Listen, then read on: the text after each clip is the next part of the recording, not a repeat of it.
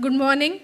I hope you all had the registration process done and enjoyed your breakfast. Yeah. So myself, Nazmeen, I am the host for today's program. And on behalf of Mumbai District Aid Control Society, PATH, and our CSO partner Alert India, I welcome you all today for continuing medical education program in holistic care from pediatric insights to STI core management at ITC Grand. The work we do in the field of HIV prevention, treatment, and care is nothing short of life-changing, and your presence here reflects the dedication and commitment we all share to this vital cause.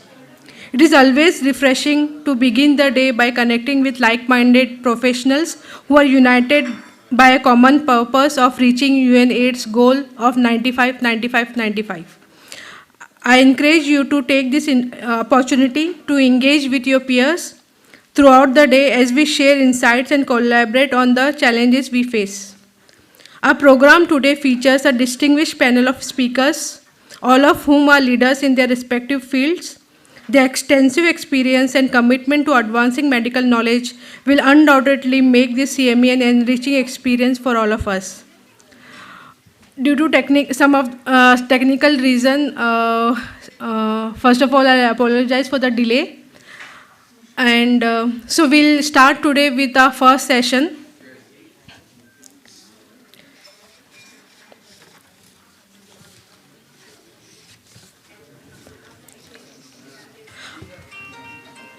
Our first session will be an overview of NACP 5 presented by Dr. Prashant, Technical Lead at PATH.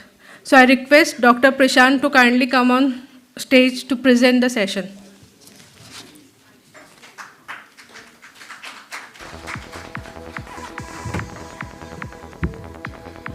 Good morning all, and as Nazmeen said, we're waiting for some delegates to come for the lamp lighting ceremony. But before that, to avoid the wastage in time, we can start with the session. So the first session is on NACP, overview of National AIDS Control Program 5. I welcome all the delegates, and I thank Mumbai District AIDS Control Society, Dr. Karanskar sir, who is Additional Project Director for MDAX, and Dr. Rathod sir, who is DDCS, Deputy Director for CST Division, MDAX. I welcome all the private practitioners for their continuous support for HIV notification cases. So we'll start with NACP 5, which is overview of National AIDS Control Program. Next slide, please. So if we'll see globally there are about 39 million cases of estimated cases of HIV. Out of that, 6.5 million, they are estimated in Asia and Pacific region. Next slide. Next slide, please. If we'll come to the 95, 95, 95 targets which are laid by UNAIDS, and many of you might be aware of that. The first 95, it talks about how many people who are HIV positive, they know their status. So it is said that 95% of people who are HIV positive, they should know their HIV status. The second 95, it talks about how many are on treatment. So those PLHIV who know their status, 95% of them should be on antiretroviral treatment. And the third 95 is how many PLHIV they are on treatment. Out of that, 95% of them should be virally suppressed. So these are 95, 95, 95 targets which are given by UNAIDS, and these have to be achieved by 2025. The Sankalak report given by NACO in 2023, it has given what is the prevalence of HIV in India. That is, if you can look at the center, which is, we have highlighted the India, the prevalence in India is 0.22%, and for Maharashtra, it is 0.35%. Total number of people living with HIV in India are estimated to be 24.01 lakhs, and the new infections is around 63,000. If we'll see which is the state having highest prevalence of HIV, that is the Mizoram, that is around 2.37%, followed by Nagaland 1.44%, and then Manipur, that is 1.15%. What has happened recently in India is new infections have been increased in certain northeastern states like Tripura, Arunachal Pradesh, Guwahati. So we have to focus on those states to prevent the new infections and to avoid the deaths among the people living with HIV. But significantly, importantly, the deaths have been reduced by 76.54%, which is against 51% globally in India. So in India, it is a very significantly we are able to reduce the deaths, as well as there is decline in the new infection by around 46% as against 31% globally. So India is doing better than global status for HIV in terms of reducing new infections and in terms of avoiding the deaths. I will not talk about next slide. I will not talk about detail about this slide, but everyone knows like we are into NACP 5 now, which is from 21 to 26. But we have seen a long journey of HIV epidemic, which started in long back in 1986. And the National AIDS Control Program started in 1992, where the initial focus was to spread the awareness among the population and to have that IEC material so that people are aware and they get tested. The NACP phase 2, it started with identification of state level high prevalent states in India, which used to be 6 states in India that time. Then NACP 3, we started focusing on district level, which are the districts which are getting affected, which are more prevalent for HIV. The NACP 5, it started consolidating the gains of the program, and there was game changer activity in NACP 5 extension. So that was from 2017 to 21, many important activities were conducted in this phase. Firstly, the HIV/AIDS Act 2017, it came into place. Then we had test and treat policy, wherein irrespective of CD4 count, irrespective of gender, irrespective of age, all people who are diagnosed as HIV, they were started on treatment. That was a major activity. There was another activity which was taken up by Government of India, NACO, in the phase 4, that was Mission Sampark. Those who were lost to follow-ups, they were tracked and traced intensively in that period. That was one of the activity. And very, very importantly, the viral load testing, it came into practice in government setup in that particular phase. So that was about NACP 4. And now we are talking about, next slide. Now we are talking about NACP phase 5, and we say break the silos for this. And if you'll see this slide, the important thing is to have that convergence in place. The private sector is very, very important. The role of private sector is very, very important, because we have seen the targets of 95, 95, 95, which are given. So for India, as per the Sankalak report 2023, we have achieved around 79% in the first 95, around 86%, I think 86 or 83% in second 95, and around 97 in third 95. But that is also, this is 2024. So we'll have to get the achievement, and for I think there is a Mumbai slide later on, we'll talk about that. But importance of private sector is very, very, involvement of private sector is very important, because in India, like many patients, they would be availing services from private sector. So those numbers are important for Government of India, for National AIDS Control Program, because we do not want a line list, but how many patients are on ART, how many patients are virally suppressed. Those numbers should be reported, so that we can show as India we have achieved those targets by 2025. So I mean, this is one of the important step for us, and for that we conduct CME. I mean, updating ourselves is a main thing when we conduct the CME, but as per Government of India Supreme Court's order and as well as directives by state level AIDS control societies and national AIDS control organization, we should be able to report whatever numbers we have to the government agencies so that they can report it further and we can show that what the India can do in terms of achieving those 95, 95, 95. So importance of convergence of private sector is very important, what NACP 5 has mentioned.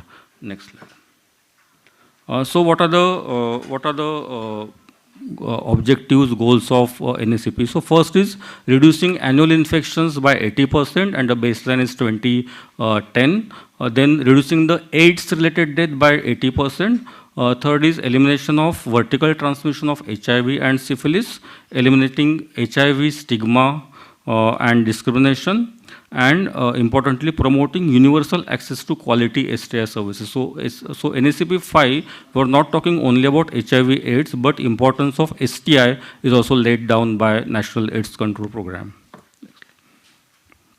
Now this slide, it talks about prevention and treatment continuum under the NACP. So what we are doing is like we are providing the index testing services because we want to saturate the services, we want to achieve the first 95. So we want to understand like whosoever is registered maybe at targeted intervention NGOs or ART centers or any other decentralized sites. So who are their partners apart from the spouses, apart from the biological children, who are they? So we provide the index testing services, and then if the people are HIV negative, then the program talks about important activities which should keep that person HIV negative.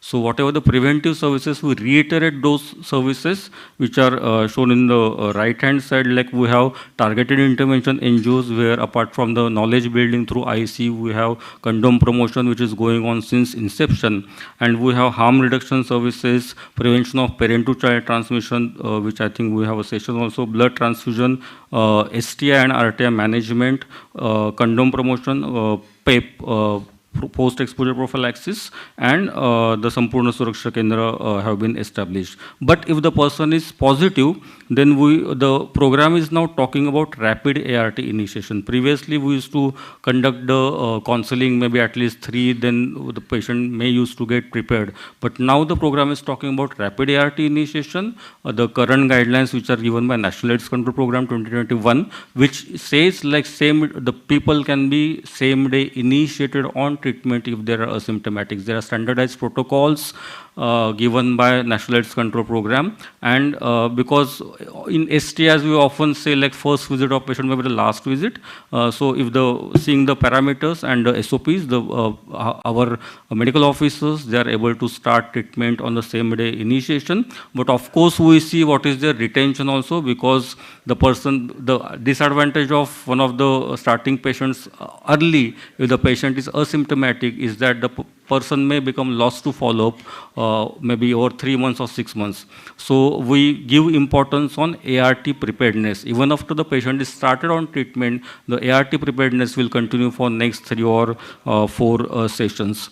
Another thing which National AIDS Control Program has given the technical and operational guidelines is advanced HIV disease. So advanced management of HIV disease, that is being reiterated, and it has been started across all the ART centers. And in Mumbai also, like we under leadership of MDAX, we had even LAM testing for some of the patients. So we had a cohort of around 2,200 people which were tested for LAM, and we followed up those people for LAM testing. LAM is not part of National AIDS Control guidelines, but we have crack test which is being used in some of the states and in Center of Excellences. So that is one of the important activity.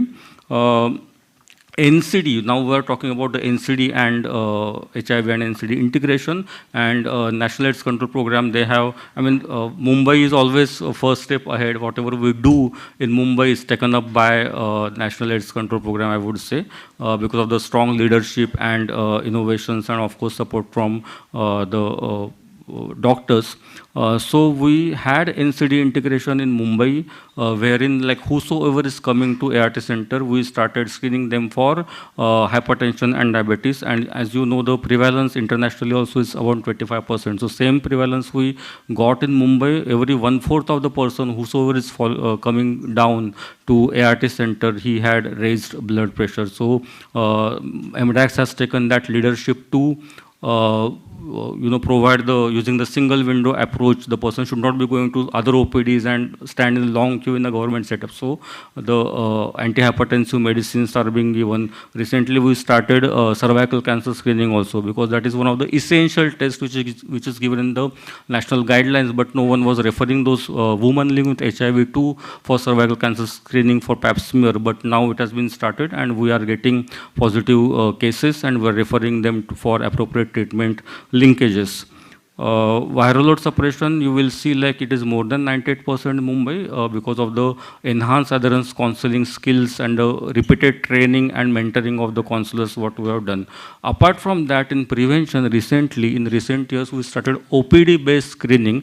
That was one of the innovations under the program, OPD-based screening, because usually what happens is there is a delayed entry by PLHIV in the HIV cascade. But those cases who are WHO stage 1 clinical staging, they may not be tested. In private sector, definitely you will be testing, but in government center, whosoever comes with WHO clinical stage 1 or 2, maybe just fever, so he may not be tested for HIV. So in Mumbai and in other northeastern states, we started OPD-based screening, wherein like after sensitization of doctors, we in the sense the program conducts the screening for HIV, the screening testing, and then it is confirmed through ICTC. So what we got in Mumbai is around, we tested 6,713 pale HIV, I think maybe in last 1 year maybe, and we got around 50 positive. So it is 0.7%, but in terms of number, at least we got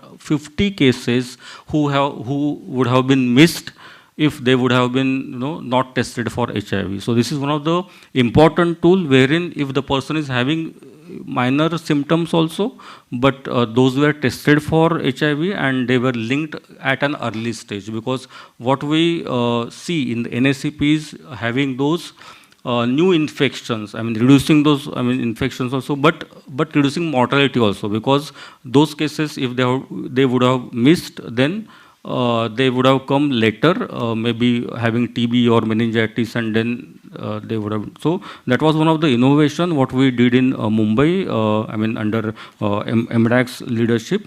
And secondly, MDAX also MDAX started virtual intervention. As you know, now the high risk groups, brothels are there. There are men who have sex with men, but the physical activities have been stopped because internet is widely available, and there are some applications also like Grindr, Tinder, or any other applications which people use. So under MDAX leadership, we started virtual intervention. So MDAX around, we got 6% positivity in Mumbai for HIV and around 19% positivity for syphilis. So, but those cases who were detected and they were counseled virtually, they were physically brought to the respective ICTCs for confirmation and further management of HIV and syphilis. So these are some of the prevention and treatment control activities under NACP. Mumbai has demonstrated many models, innovations to have that evidence in place to change the dynamics, to change the policies of National AIDS Control Program. And I will request you to contribute, because private sector is very important, and together we can show, can we have a better convergence in terms of public-private partnerships, so that we can demonstrate to nation, we can demonstrate to National AIDS Control Program that this is the model because Mumbai having a metro city, there is a large network of private practitioners, and what we estimated through drug analytics also, like there are more than 15,000 pale HIV at least who are on antiretroviral therapy in private sector. But our reporting up till now is, I think, around 6,000. It is not so, and we are like having these programs and trying to converge the thing since last 3-4 years. But I mean, we have achieved 50% maybe, but it is up to the partnership how we can strengthen this partnership, because it is not only reporting, but what private sector, what are the needs of the private sector, and how we can have those collaborations to get benefits for the patients through public-private sector model. Next. So coming to, sorry, there is some.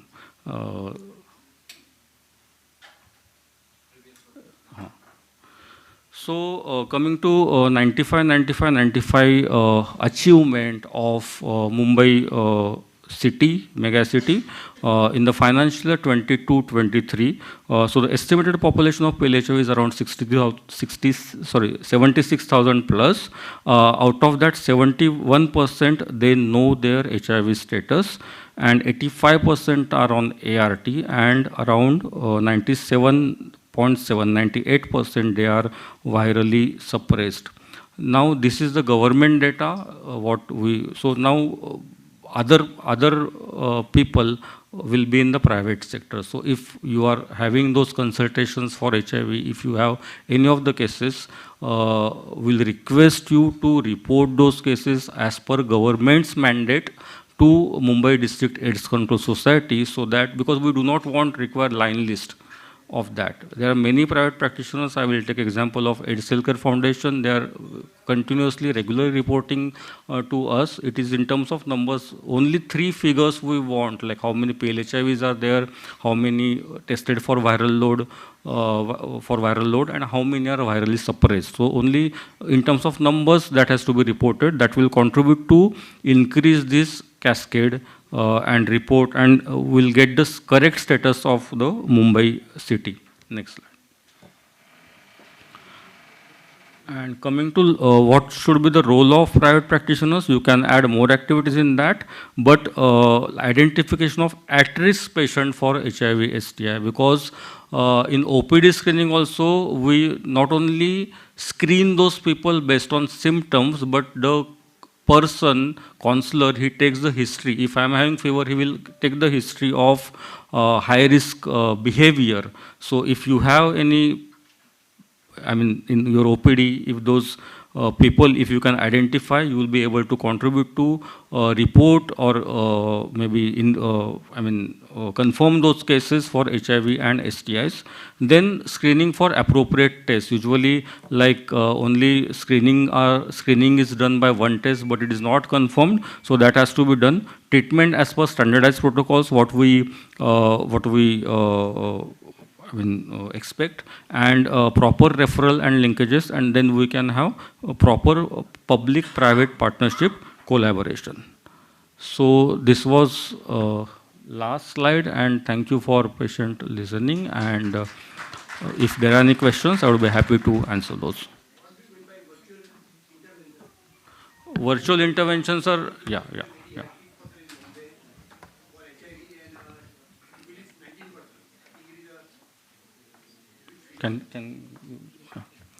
So virtual intervention, like initially the interaction with the high-risk behavior and general population, it used to be physical.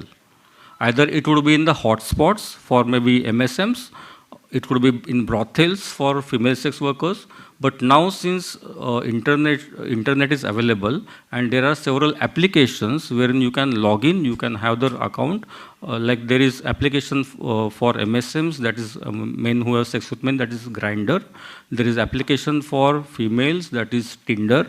There are several applications, there is Blue, other applications, even WhatsApp groups, even Facebook accounts. So people get connected through that. Now this population we cannot observe geographically, but it is a huge population which needs to be tapped for HIV and other STIs investigation. So we have 2 counselors in MDAX who, because they are from community, so they are both MSMs, and they serve those applications, then they provide information, they tell about themselves, they give information. If that person is willing for HIV testing, they will give the correct information, and then they get tested, and we ensure that they are linked for the HIV treatment either in public or in private. Yeah. Second question, you stated about OPD-based screening. Yes, sir. But that is after following the due procedure, that pre-test counseling, post-test counseling. Yes, yes. And I actually, one more thing, that in some places where the HIV testing was done, recently I went to one of the institute maternity. They told that we are doing only HIV testing only of ANC mother, not for general public. Voluntary testing. Yes, but this is a new strategy, and it is giving evidence, because in Mumbai it is, sir, 0.7%, but Voluntary testing was available, no? it is available, but we are missing some of the people, and early detection, reducing death is a programmatic criteria. In other states, we are getting, in northeastern states, we are getting at least 4 to 6% of positivity in OPD-based screening. This, and those are in hundreds. Now in Mumbai, we got only 50, but those are in hundreds who would have been missed like that. No, what I want to ask you, that Yeah. why the voluntary testing was Sorry? voluntary testing was not done. When suppose I'm going in a walking. Because, yeah, because. Not in dispensary, maternity home. Because earlier we had a voluntary testing center, you know. It is, yeah, it is not only maternity home, it is the general population, and the data says, because we are, after the HIV positivity and registration, we are linking them to ART center, but the baseline CD4 among those population is more than 500. If you will see at ART center, otherwise it is less than 20%. Yeah. See, you are not understanding my question. Earlier it was done, suppose I'm a volunteer, I'm a layman. I run through any, suppose I bought Deka. Sir, I got your question. I want to do the testing. Yes, sir. Sir. Why they are doing only for ANC mother and not for the general public? So we are producing that evidence, right? Sir, we have ICTCs nearly. You change the various name, you Sakti clinic banaya, ye banaya, wo banaya, naam khali change hua hai. Sir. You are not getting my point, you know what I want. Yeah, I know. I got your point, sir. And sir. you are doing OPD based testing. Sir, I got your point. We have a. See, I asked the question. Slowly, can you Sorry. I cannot understand your question. No, they are not able to understand my question, you know. Yeah, please say that again. I told that at earlier some places the maternity home was there. The voluntary testing was available. Now they are telling that we are doing already testing for the ANC mother, those who registered here. Sir, not for the layman. There are no such instructions that only maternity home will serve the ANC mother. If the incidents happen at one center, does not mean that it is happening at everywhere. This is not a central policy. We have 49 ICTCs, sir, nearly 187 FICTCs, and we are starting the voluntary testing in Apna Dawkhana also. So we are in a process to expand our services so that it is easily available to all the health voluntary for all the needy peoples. But if the incidents happen at one center, does not reflect the whole scenario, sir. I will look into it wherever it happen by consulting with you, but that's not the central policy for the MDAX or Mumbai. Yes, sir. One minute, Mr. Prashant, Dr. Prashant, you made a very good presentation. My question, very specific question is, what happens to the floating population? Say, for example, somebody has come from Bangladesh. He does not have an Aadhaar card. He settles somewhere in Bandra and then he shifts to Vileparle. How do you follow them up? These are the all cases which are missed. So what is your follow-up rate? I want to know, very specific question. What is your follow-up rate and what is your dropout rate? I would like to know, when you are doing an extensive work, so you are doing a fantastic work, but then what is your follow-up rate and how many cases you are missing which are shifting from place to place? Sir, I will answer it. Sir, we have 36 NGOs. We are tied with the non-government sector NGOs. We are running the TI project. It works with the high-risk group, and they have the registered population with them. Wherever they are, whether floating or they shift their address, they will track back them, they register them, take a follow-up with them. We have nearly 36 NGOs with us. So we are duly following all the cases, which are the high-risk one. What is your dropout rate, I'm asking? It's less than 3%, sir. Less than? 3%.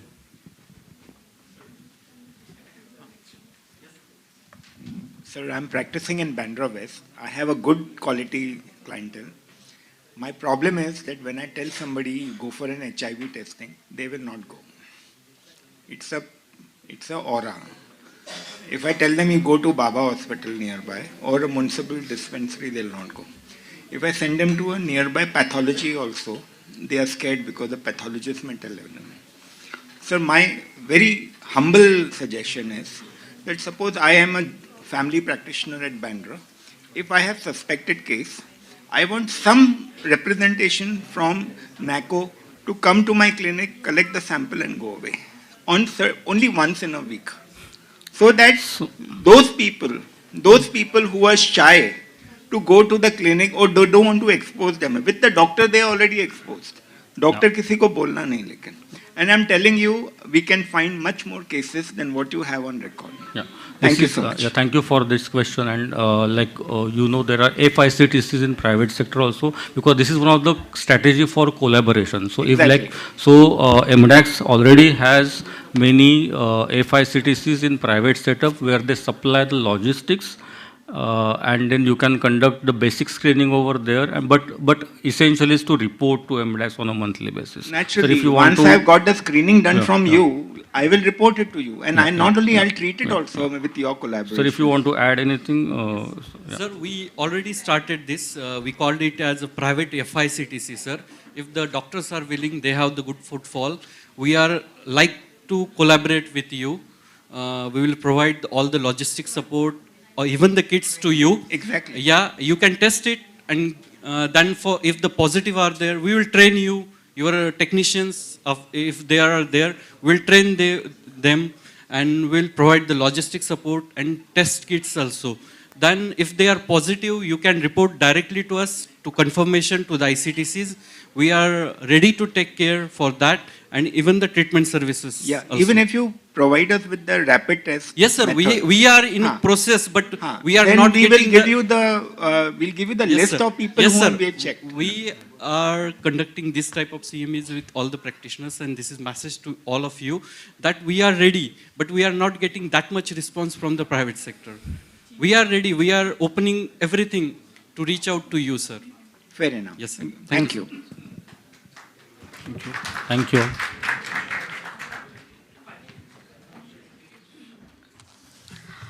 Thank you for the questions. I also thank Dr. Prashant for insightful presentation and providing us with a comprehensive understanding of the National AIDS Control Program Phase 5. The strategic initiative outlined in NACP 5 are essential for our collective mission, and your guidance has given us a clear perspective on how to align our efforts with these national goals. We have a guest here, so I request Dr. Sagar to kindly escort our guest to the dais. I request the presence of Dr. Vijay Karanjkar, Additional Project Director, MDAX, Dr. D.G. Rathod, Deputy Director, CST, MDAX, Dr. D.G. Saple, and Ma'am Vaishnavi Ma'am, Performance Lead at PATH, to come on the stage.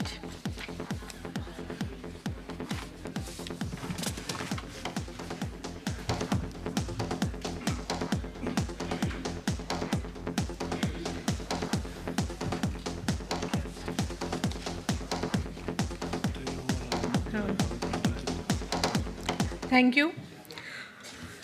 Before we embark on a day filled with knowledge sharing, discussion and learning, let us take a moment to honor a tradition that holds deep significance in our culture, the lighting of the lamp.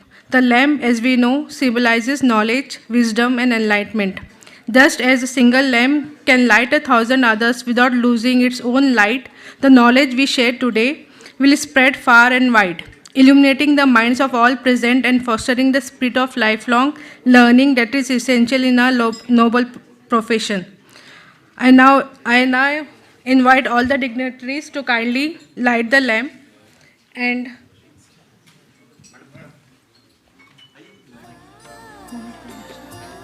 also request Dr. Prashant to join.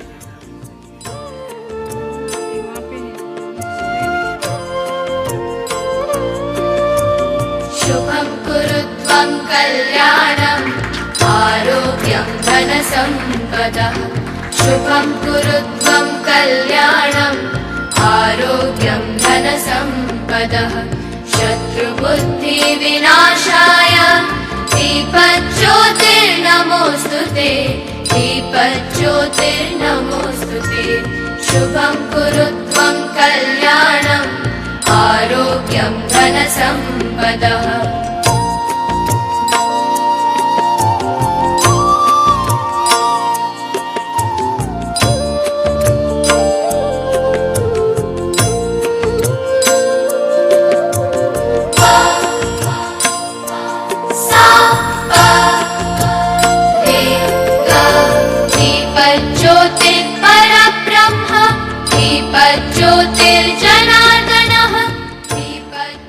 Thank you everyone. To begin, I would like to invite Dr. Prashant to extend a warm welcome to Dr. Vijay Karanchkar, Additional Project Director MDEX, and present him with a green token of appreciation.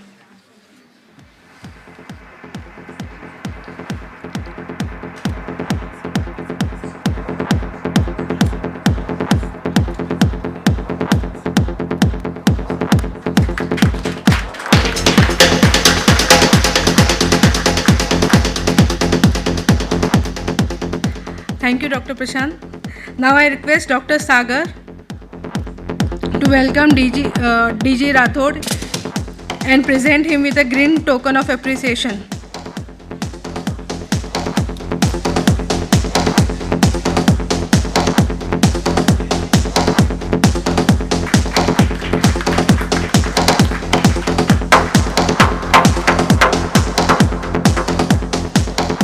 Thank you, Dr. Sagar. Now I request Dr. Rathod to kindly welcome Dr. DG Saple with a green token of appreciation.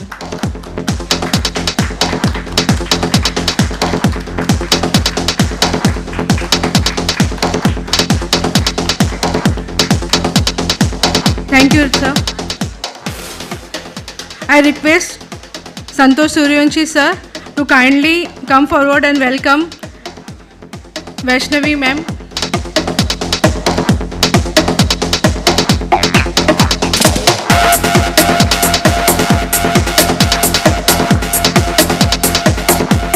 Thank you, sir. It is my honor to invite Dr. Vijay Karanchkar, APD MDEX, to deliver the welcome address. Dr. Vijay Karanchkar sir has played a key role in improving HIV care in Mumbai, leading important initiatives that have benefited public health. His strong leadership and commitment have driven ongoing process in the fight against HIV/AIDS. So I kindly request to kindly deliver the welcome address. Thank you.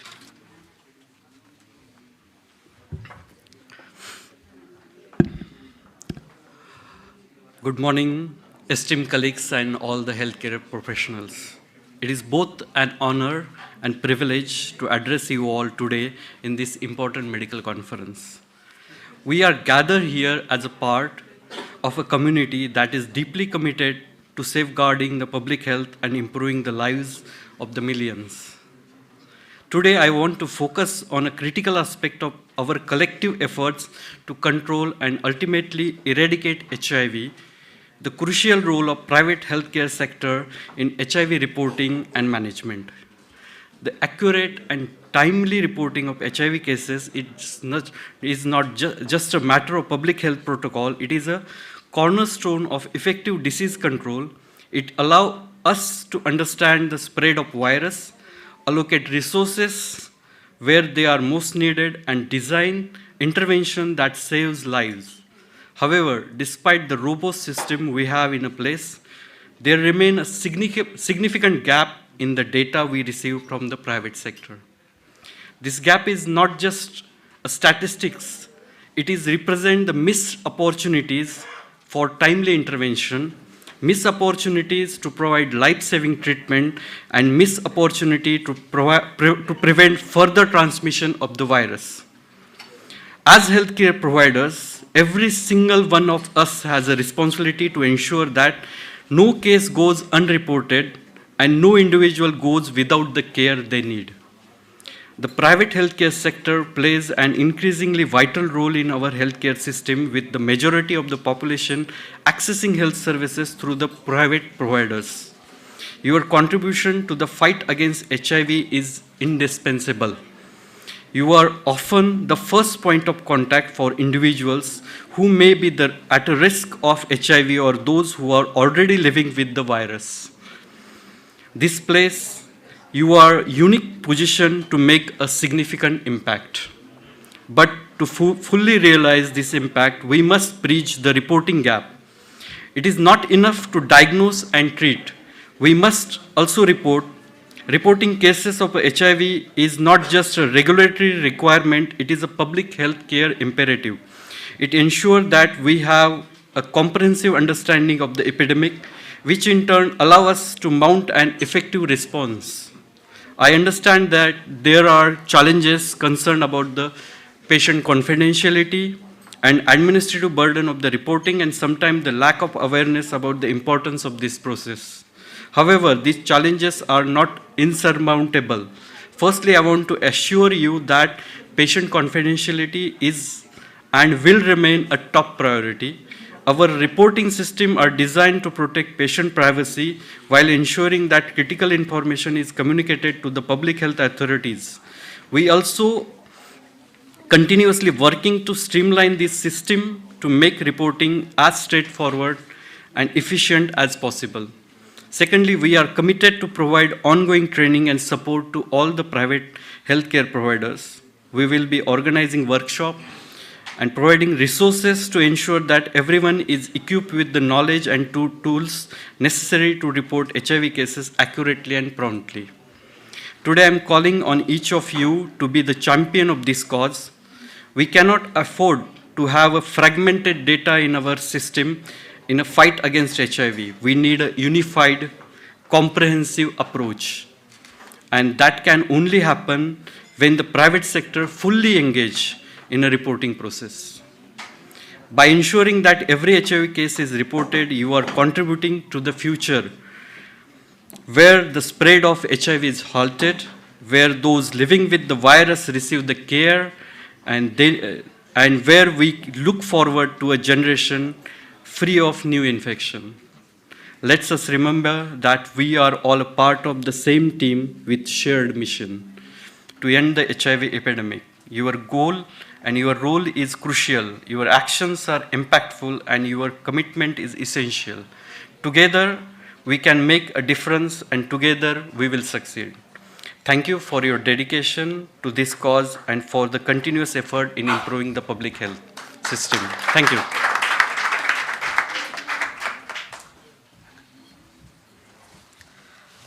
Sir's word have truly set the day and made us motivated for the day. Thank you, Dr. Karanchkar, for your inspiring words and for setting the stage for today's discussion. I now request the guests to kindly take your seat so we can begin with the next session. Thank you.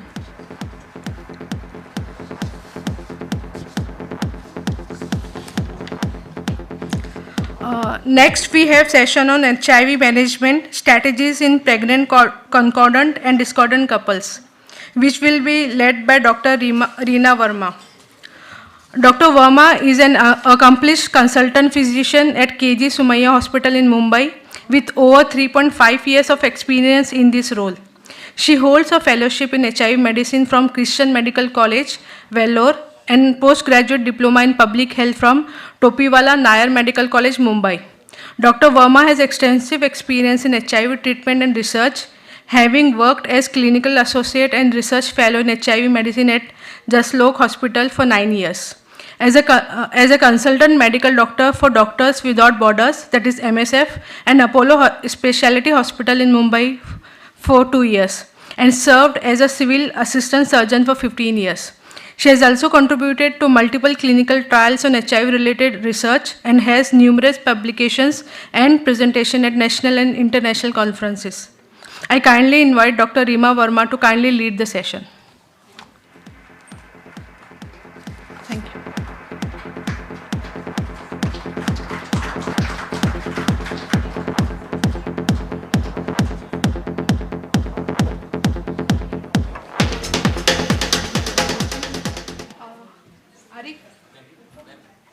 यहाँ पे नहीं है.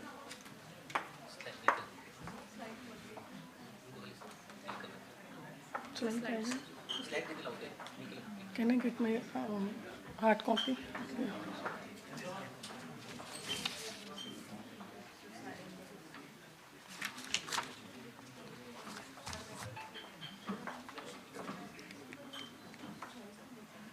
How do I go to the pointer? Pointer? Right. Pointer. This one, no?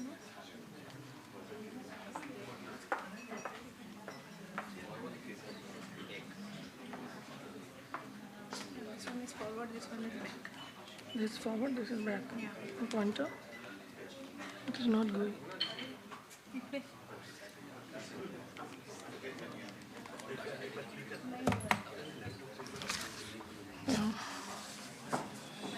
मुझे indicate करो, next मैं attach करता हूँ. नहीं, उनका ये नहीं है क्या अटैच किया हुआ वहाँ पे? यहाँ से डायरेक्ट पॉइंटर से कनेक्ट. डायरेक्ट से.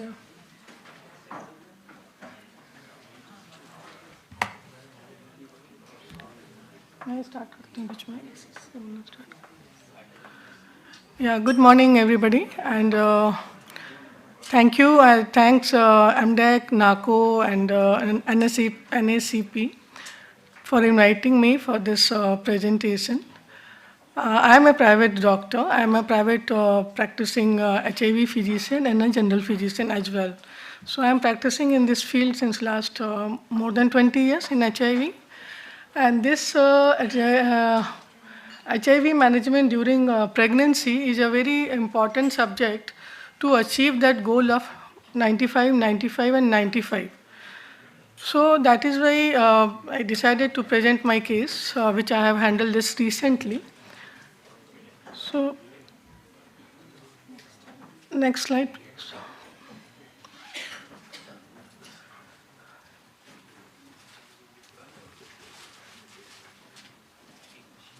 So this is the introduction of what is HIV status in our pregnant women and how do we deal in government setup mostly. And so I see the worldwide it is about half of the HIV are women, we know. 50% are mostly women, and out of that 50%, 90% are in 20 to 49 years of age. So mostly it is reproductive age counted. Most women are infected during childbearing age through heterosexual transmission. Mother to child transmission contribute to the 90% of the pediatric HIV infections. And then pediatric HIV infection can be prevented through strategy to reduce the mother to child transmission. So that is why to achieve target now that 90 by 2032 so that there is no public health issue of the HIV. So that is why this topic is important. So how to achieve this target? So elimination of mother to child transmission of HIV. In India, as Dr. Prashant has very nicely given the data, this is my small data. So India across state is prevalence of HIV in pregnancy is 0.8 to 7% in 100 of the pregnancy. So risk of mother to child transmission is 25 to 35% if there is no intervention. So intervention is very important. So if I see the breakup antepartum, it is 10 to 15%. So mostly through transplacental. Intrapartum is during labor pain and delivery. Postpartum during breastfeed, that is 10 to 15%. And all these transmission is related to the maternal viral load and immunological status of the mother. So to achieve that PMTCT goal, for the elimination, that is 95%, more than 95% registered ANC pregnancy should be registered. So how to achieve that elimination? Then more than 95% of the pregnancy should be registered. And 95% should be, more than 95 should be tested for the HIV. And similarly, more than 95% HIV positive mother should be put on ART. So if I see the intervention, that same thing. If we do the no intervention, then 15 to 48%, depending upon the viral load and immunological status of the mother. If we do no ART, no breastfeed, only no breastfeed intervention here, then 20 to 25%. It has come down without only giving the breastfeed. If we add ART and breastfeed, then it comes down to 2%. Okay? We continued with the breastfeed here. And if we give ART and no breastfeed, then it is 1%. So to achieve, this is not my data, this is a proven data. It has been published in so many things, and we have seen it also. So what is the prevention of parent-to-child transmission? There are main 4 prongs which is there covered in AMDAC and NACO, which is there. So first is the primary prevention of HIV among the women of childbearing age. So which I said 90%, the 50% of the women, they are in the more than the reproductive age. If we prevent HIV infection in the reproductive age of the female, so that is one of the most important things. The prevention of intended pregnancy among the women. It should not be unintended pregnancy. It should be planned pregnancy. And the third is prevention of, if she becomes pregnant, then prevention of mother-to-child transmission by all interventions. And the fourth is providing appropriate treatment. We should not leave after delivery. We should continue the appropriate treatment and support care and women living with HIV and their children and families. So that similarly, NACO guideline, it is already covered with Dr. Prasad. The same thing, I will only cover the mother-to-child transmission. So it was initiated in 1992 in India. HIV testing in all pregnant women was done regardless of risk factor or no risk factor. Pre-test, post-test counseling to HIV negative and HIV mother positive. It was opt-in or opt-out was given option. ANC screening was done. It is not only at the base, it was done 2-3 times. First trimester, second trimester was most important. And we have to do the couple counseling. It is not the mother, it is the father also should be counseled. We have to keep in mind the window period. Window period is very also important. Risk of perinatal transmission, we have to explain, keep in mind.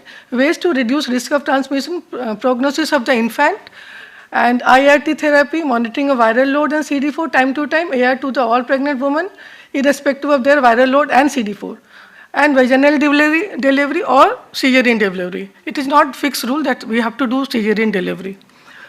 So then to achieve this, already 95 registered, 95 tested for HIV, 95 for mother to be given ART.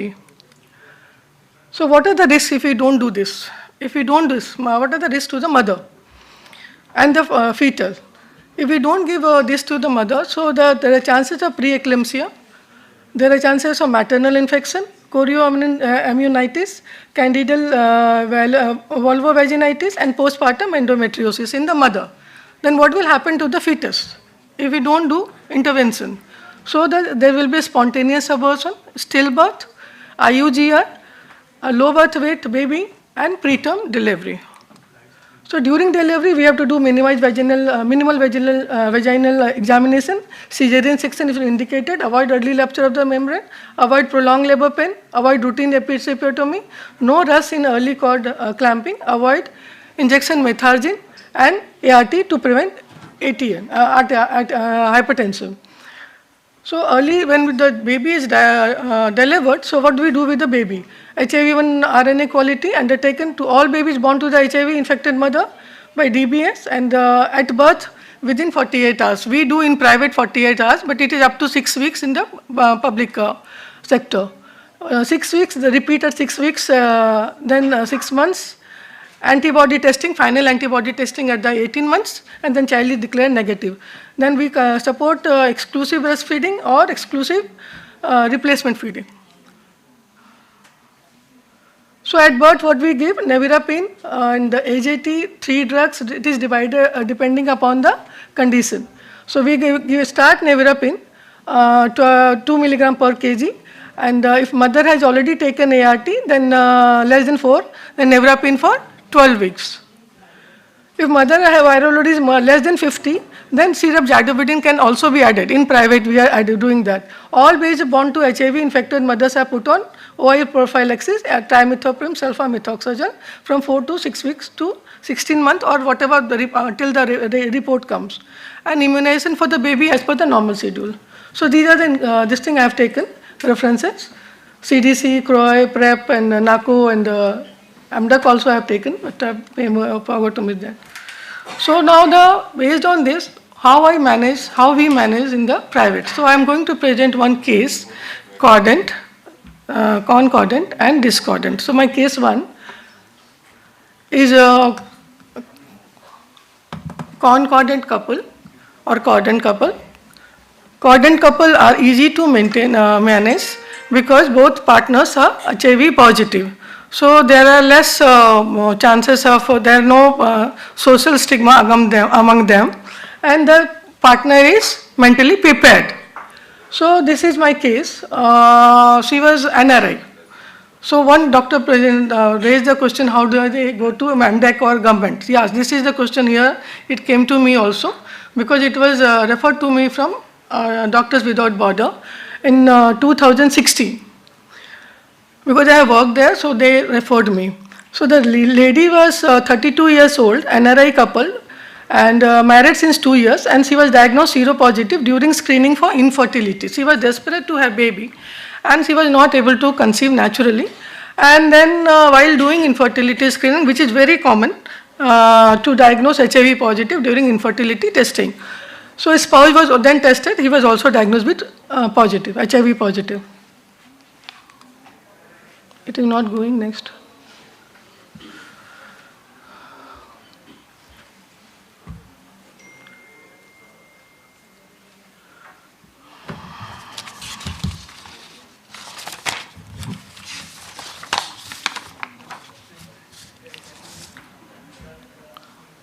So I'll just continue. I'll continue. Okay, fine.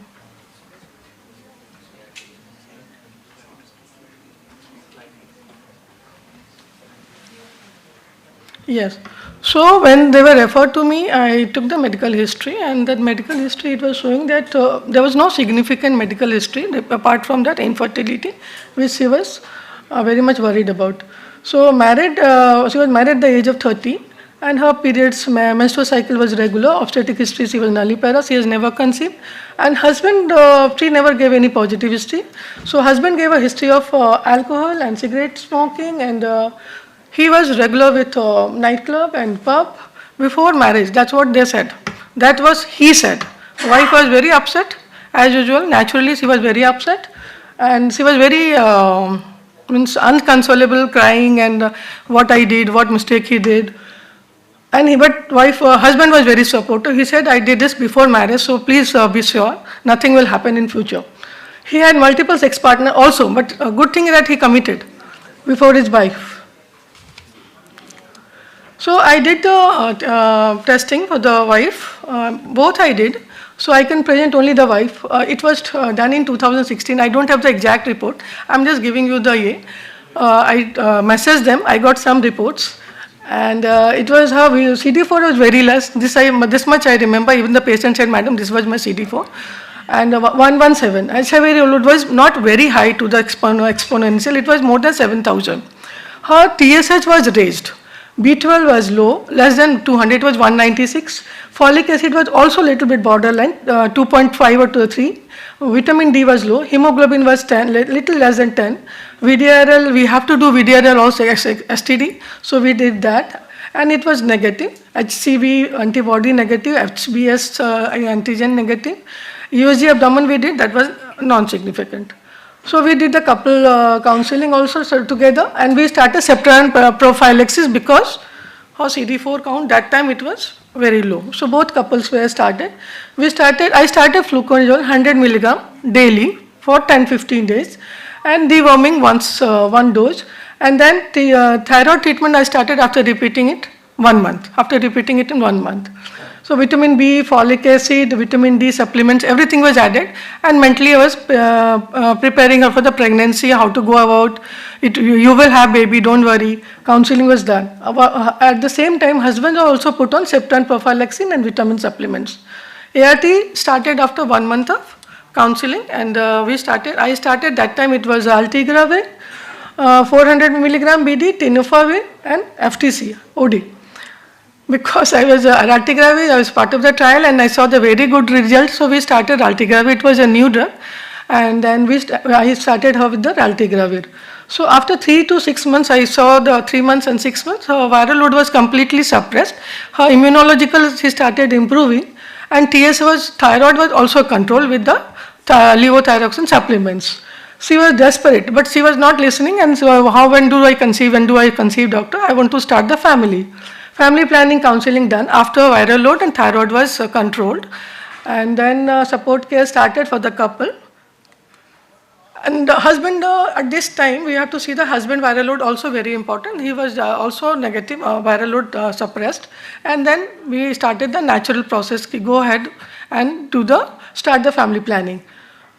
At one point, sperm was also suggested, but due to lack of some coordination, and he was already viral load suppressed, so it was suggested we will not do it, we will go ahead with direct method.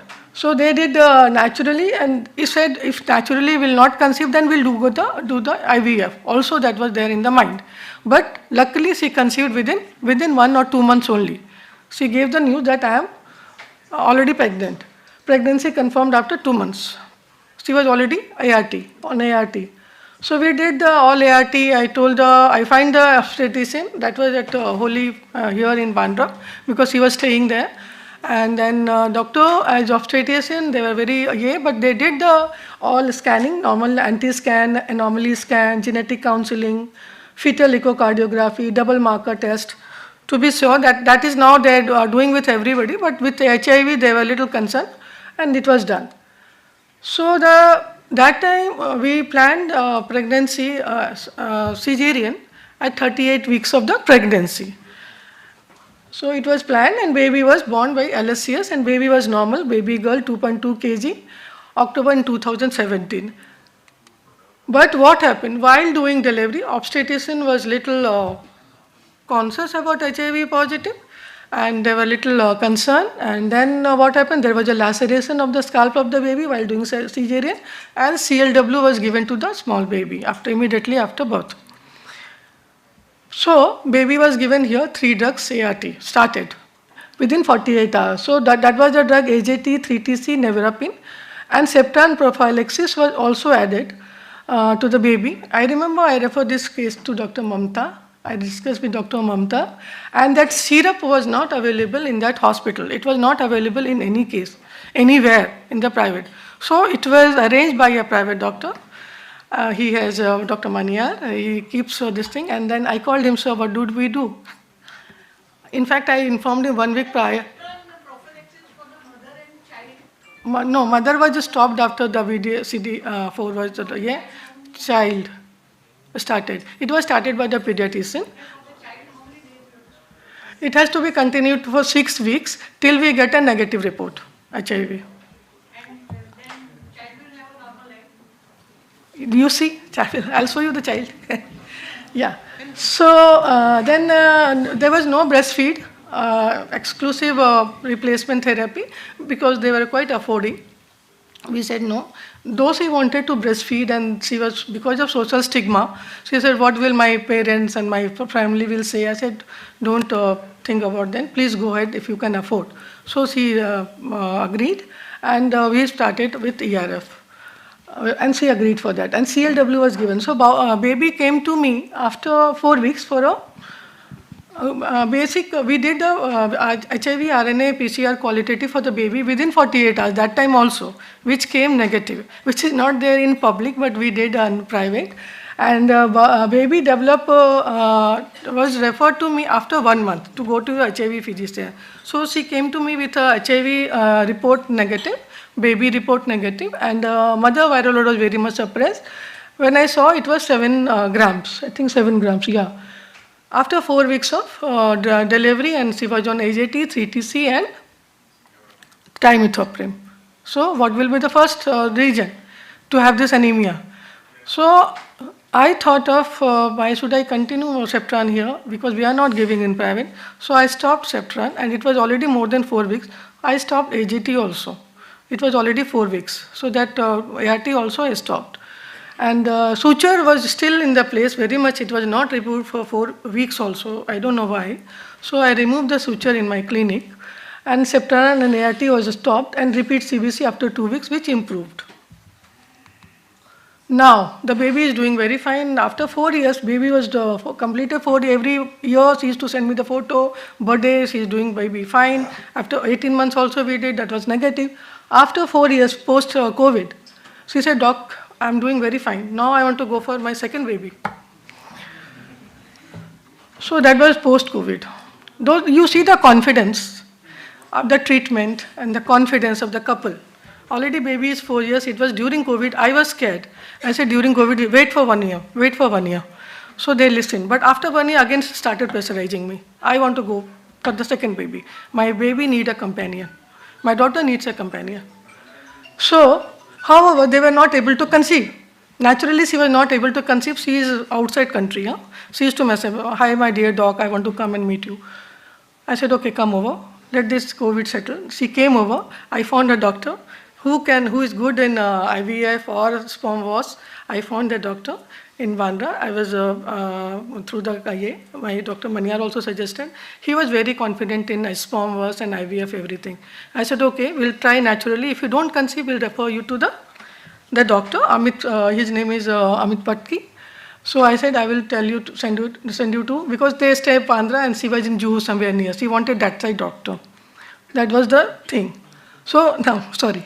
So then, but she conceived before doing IVF and sperm work. She conceived. The day she visited that IVF center, she was 5 days only overdue. She did her LMP, the UPT, and she sent me the UPT report. Doctor, see my report. So it was positive. I said, okay, good news. Continue. And doctor also was happy. He called me, Dr. Reena, she's already, but let her have her delivery with my clinic. I said, okay. So that doctor was confident. So the baby girl, second baby was born in January 2023. And this time it was 36 weeks planned. So this time the baby was not given 3 drugs because there was no exposure and only nevirapine, 4 milligram 12 hourly for 6 weeks. And baby doing fine. Now that's it. So this is the first one. And the second one. Somebody asked how the baby. Baby is very well, negative, all negative. Yes, section. Yeah. Madam, why you went for the cesarean? Was there any indication? When you said earlier that Yeah, because she was precious. delivery is also good enough. Yes, yeah. It was a precious pregnancy, and obstetrician also suggested this. So better to go for cesarean. So with the cesarean section, how did the baby get a life? While doing surgery, the obstetrician was little shaky. While doing surgery, he was a little HIV mother. He was little. Yeah, so by mistake, it was not done yet. Yeah, that was by mistake.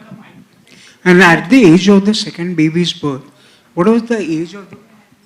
Sorry, yeah. What was the age of the female parent? That she was 32, now 36, 37.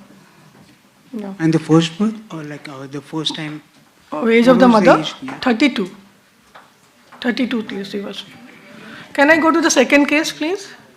That is another challenging case. So then we'll take up that is cordant, and now the second is discordant. So this is more challenging. This was little simple.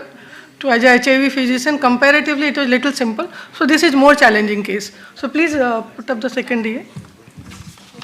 I'll take up the question second after the second case. Discordant. Case 2. Case 2. Yes. So, case 2. So, this is another lady. She came to me when in 2022. She is 36 years old, female. Known case of, when she was referred, she is a known case of HIV, seropositive with diabetes since last 2 years, only 2 years. She was diagnosed seropositive while screening for family planning in March. Here also I can see family planning screening is so important. That was in March 2020. She was referred to me, but she was not able to come to me because of COVID and whatever reason. Her personal history, there was no addiction and all. Marital status, she was married since 14 years. When she came to me, she was already married since 14 years. But she never had a live baby. So then I screened the baby, husband. He was negative, HIV negative. So it was a discordant couple, but they wanted to have a baby now. So then when I took the history, found out that this is a second marriage, and first marriage in 2008, at the age of 21, she was married. And at the time of delivery, not delivery, she was registered at ANC at the month of 7, where there was a gap. We say initially ANC registration, but she did not register only. She registered at the age of, at the pregnancy at the time of 7 months. That time it was, some doctors said that as a history a patient given to me, that her husband is positive. Husband was positive, the first husband. So she came to know in 7 months that first husband was positive. And that is why she was screened. But as per the patient, she said, I was tested negative. Nothing was done to the mother. Nothing was given to the baby. Baby was done cesarean. Divorced in 2018 after knowing the seropositive. After knowing that first husband is positive, delivery, she divorced. They went for the divorce, first husband. He was HIV positive. So when she came to me, she was feeling very low with generalized weakness, nausea and occasional vomiting because of anxiety maybe. She complains of bloating and abdominal fullness, and anxiety was lot. So then I took the medical history. She had a history of jaundice in 2007, herpes zoster in 2015. There was no history of tuberculosis, no history of blood transfusion. Her menstrual history was regular. Obstetric history, she was already para 1, and she was 1 abortion, but there was no live baby. ANC register, I will just, ANC was registered done at 7 months. During her first ANC screening, she came to know that her husband is HIV positive. She was tested negative for her HIV infection. So LSCS was planned here. Why it was planned? Because the baby was large for date. It was 4.5 kg. Baby was 4.5 kg. It was large for date, and she was priming. And so it was done, LSCS was done, large for date, June 2010. That is also query. She doesn't have any paper. That's what she told me. A male baby with birth weight 4.5 kg was born.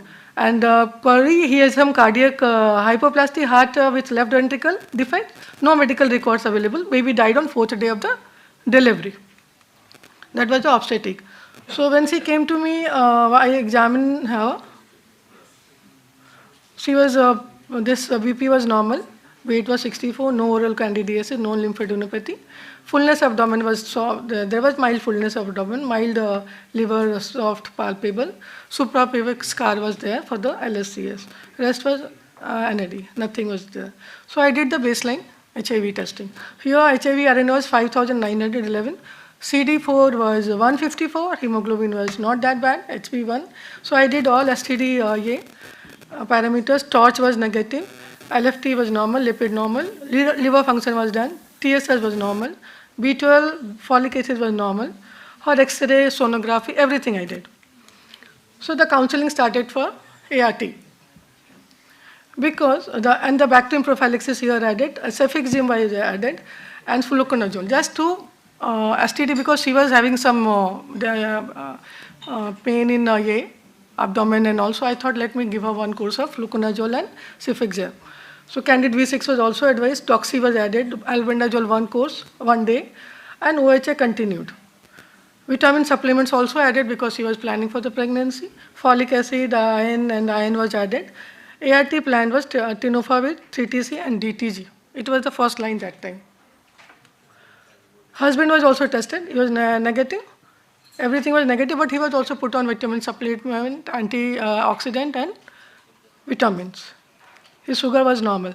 So HIV, this thing, had a viral load within August, September, October, November, December. Within 4 months, it came to the target not detected. HIV was not detected. CD4 was 522. You see, within 4 months, how good response was.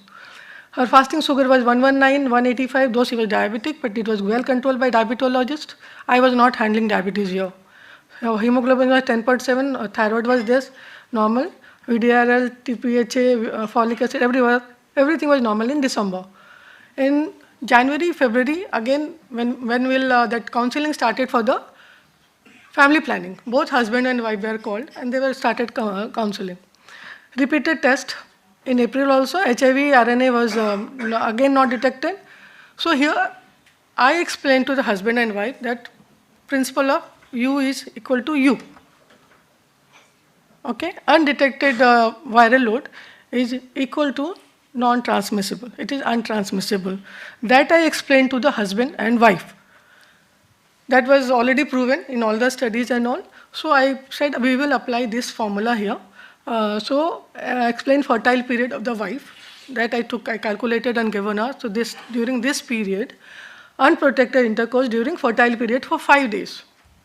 I told to please go ahead with this. They were using condoms. Huh? So, but husband was not ready. He was hesitant. I was counseling, and wife was complaining that husband is not ready, madam. What to do? He is not ready to remove his condom barrier. So again counseled the husband. What I did, I said, okay, I will add you PrEP. I started explaining PrEP. During that period, when you are not having the barrier, I will give you a drug. That will prevent you. That is also proven. It is proven in all studies and all. So I will give you that. Then husband was little He said, okay, ma'am, give. I started PrEP, psychological, during that period. Even if you don't give, nothing is going to happen. That is also proven in the study. But for the husband, I started PrEP also. And that how to give the PrEP, that is 12 hours before, then 1 hour before the intercourse, then 1 day, next 5 days, then 1 more day, 2 days. And that is how the PrEP is given. That is how I explained to the husband. He was put on PrEP for the husband. He was put during that period. Other options were also explained. If you don't go this thing, we'll do IUI or IVF. Then, within May only, within March I did the counseling. I did PrEP in March. Within 1 or 2 months, within 1.5 months, she came, madam, now husband is very supportive, and now I am overdue by 5 months. Should I do my UPT? And before I say do or not do, she did it within 1 month, and it was intermediately positive, and then we repeated after 1 week, and that time it was confirmed that she is pregnant. That was on 7th April was her last period. So UPT was positive. Early scan, that has to be done in 6 weeks normally, but she did it in 1 month on her excitement, and it was not showing sac. Then again she was sad, but we repeated in 6 weeks, and then it was fine. So we continued with the treatment, ANC checkup, and referred to an obstetrician. But your obstetrician was also she has not handled any HIV positive. She was very much again anxious. During diabetes was kept controlled very well by the diabetologist. ART was controlled. Husband HIV again repeated at the baseline after giving exposure. We repeated after 1 month. He was negative. They were relieved. Counseling for exclusive replacement therapy and LSCS again started. So that anti-scan, anomaly scan, genetic, ecogenic. When we do the ecogenic intracardiac, there was some fetal defect. They can see something, some focus in the cardiac region, and even the first child died of some cardiac problem. So they measured something, some echocardiac focus. Then obstetrician did a quadruple marker, double marker. Amniocentesis was advised by the obstetrician. But I said, please hold on. Don't do any intervention at this month. 6 months, after 6 months, normally we don't do interventions. So hold on. How much is the risk? He said 5 in 1,000 delivery. I remember. She said, okay, go on with this. Many times it is normal. It is not because of HIV. So we'll go ahead with the pregnancy without doing amniocentesis. Then I was suggested, can you increase the dose of the ART? I said, no way. We don't do. I'll find the literature. But there was nothing I found. I said, no, we'll continue with the same dose. On 6th of December, now 36 weeks. The guideline is 36 weeks. So 16th of December, it was planned. At 36 weeks, the baby girl was born. Birth was 2.4, normal cry, everything was normal. I sent again within HIV RNA PCR within 48 hours. And baby was advised CBC and HIV on qualitative RNA PCR, and to repeat after 3 months. Baby was started here syrup Zidovudine, 4 milligram per kg 12 hourly for 6 weeks. Again, no breastfeed here. Normal immunization schedule to go ahead to the pediatrician. So, but mother developed a septicemia and shifted to ICU. Husband and family were so much anxious. Treating doctors, pediatricians, physicians, all were very anxious. And they said it is only because of ART. Tell your doctor to stop the ART. I said, continue one more day. ART has no effect on septicemia and all. You check your diabetes, check your WBC, and start a good antibiotic. Now baby is already out. Not to stop ART now, right now. 2 days, she was out of ICU, and we investigated. By the time baby was investigated, CBC came, it was normal, and even HIV RNA PCR was negative. So that relieved the parents and doctors also, and exclusive top milk. So after follow-up, we did again the HIV of the mother and the viral load, CD4. Father was again tested, he was negative. Strict diabetes control. So here, I want to give one message here, which is there in my distinct as a doctor, government or public both. So mother to child transmission, as we know, is 90% is the cause of pediatric HIV infection. So which will be prevented up to 99% directly through the HIV management strategy during pregnancy. So 90% will become 99% just because of HIV strategy during the pregnancy, which is there, already proven with all scientific studies and all. So lack of HIV medications in the form of syrup for the infant in private hospitals is a barrier in achieving the goal sometimes. It is not there. To that, you have to register at a public hospital, or you go to a public doctor like some ART center or Sion hospital or a JJ hospital, which they were not ready to that time. No relative is ready to go. They want a doctor, please arrange for this. So guideline for the concordant and cordant couples, so it is not there in any guideline in NACO or this thing. It is not mentioned what will we do with the cordant and discordant couple. So, and intervention should we do, it is not mentioned, but I was suggested because first baby died of some cardiac AF, should we do, not do? But I stopped, please don't do it, it is just percentage is very normal, so not very extraordinary, don't do amniocentesis. Maybe I have to change the doctor if she is not comfortable. And that also patient was not ready to touch the baby, parents. Don't do anything to the pregnancy. Awareness among the physicians and the obstetricians and pediatricians about basics in ART is still lacking. So this I'm talking about 2013 December, 2023 December. Obstetrician was not knowing any ART drug.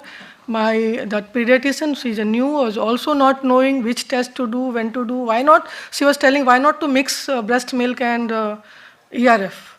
I was pressurized to do that. I said, please don't do that. So if you don't do that, it is already a precious. I have to counsel the doctor, I have to counsel the pediatrician, I have to counsel the obstetrician. So that was little task for me, but they agreed. Whatever I was telling, they were agreed. So, but at the same time, education of sex life as to the all women in reproductive age and men, it is not only women, men. And screening for STD for both partners and pap smear for women, as mentioned somewhere. So it is, we have to do it. It is very important.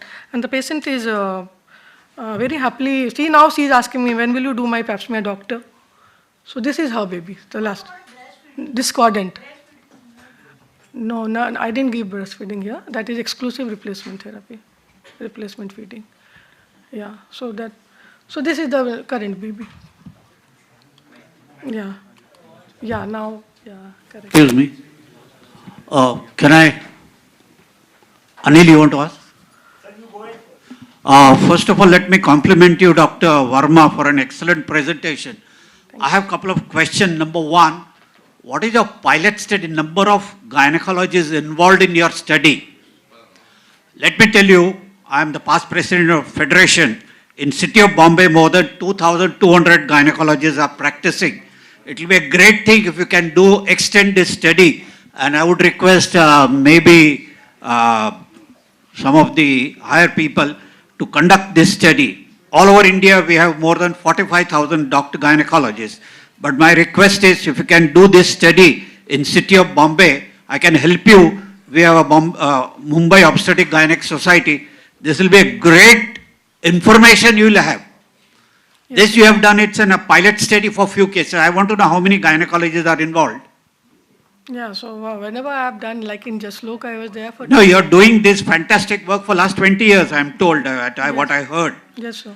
And if this can be extended, let us do a pilot study in city of Bombay. We have 2,000, more than 2,000 gynecologists. They cover up all the maternity hospitals teaching hospitals, and all the private nursing homes. So you'll have a fantastic data in this.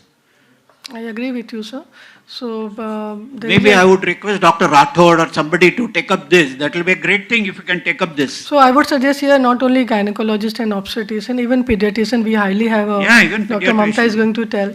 So very less pediatrician they know Because about. Amit and HIV. Rishikesh, and they are all part of this organization. So they will have a lot of information. Yeah, Dr. Mamta will tell about the pediatrician awareness. But I have seen whatever in my practice, they are lacking knowledge of ARV, and they call HIV physician immediately. But that is also great. But sometimes it is not possible for us to go everywhere to see this. So that was my request to include that in government plan. What you are telling.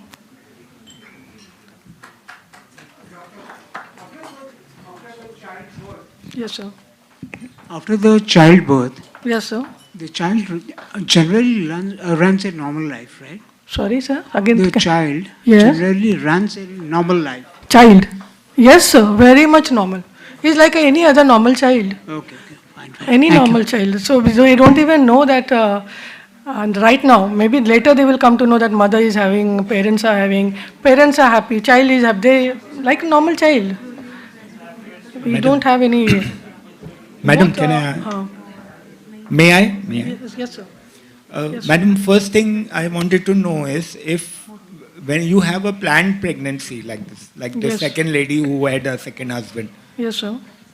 would you actually make sure that the PCR RNA is negative for that lady before she becomes pregnant? That should be the first condition for becoming pregnant, if I'm not mistaken.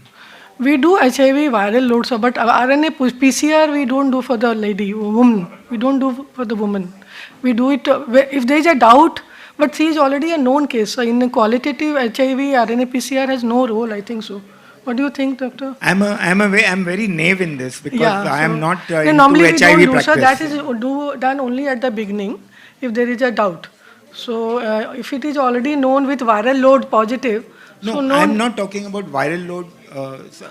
I believe RNA virus. Even if, sir, I got your question, I think so. Yeah. That if you are thinking that even if the viral load is positive, so qualitative PCR if we do will also come positive, sir, here. Yes, that I agree. But if the viral load is not detectable or is as good as gone, Yes, sir. so will you still give the same precautions to that lady to start with ART? Means she had undergone a divorce in 2020 or 11. something, 2011. Yes, sir. So was she on ART after she was No, diagnosed? yeah, that is why she was ART naive.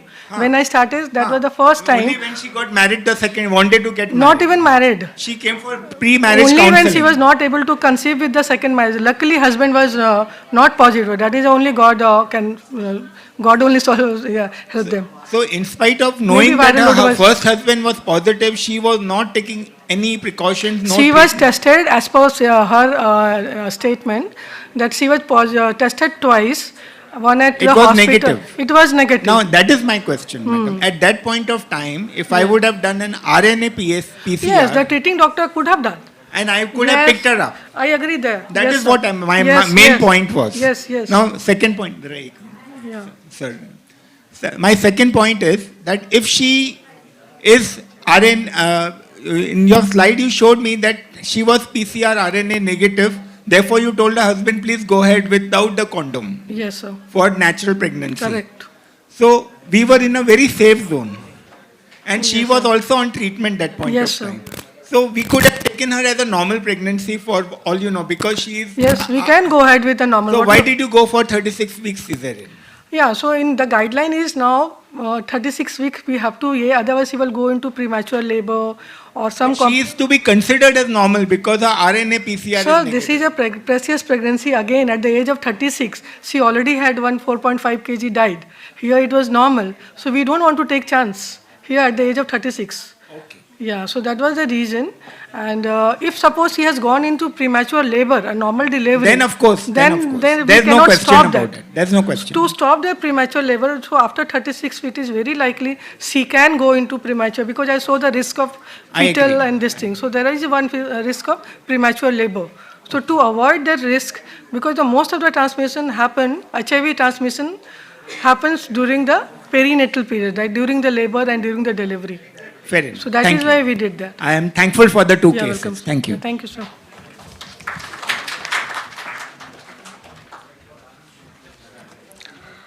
Thank you, Dr. Verma, for sharing your expert strategies and insight into managing HIV in pregnant couples, a critical area in ensuring both maternal and child health. I invite Ms. Shaista to kindly present a token of appreciation to Dr. Rima. I request Dr. Rima to be on the stage.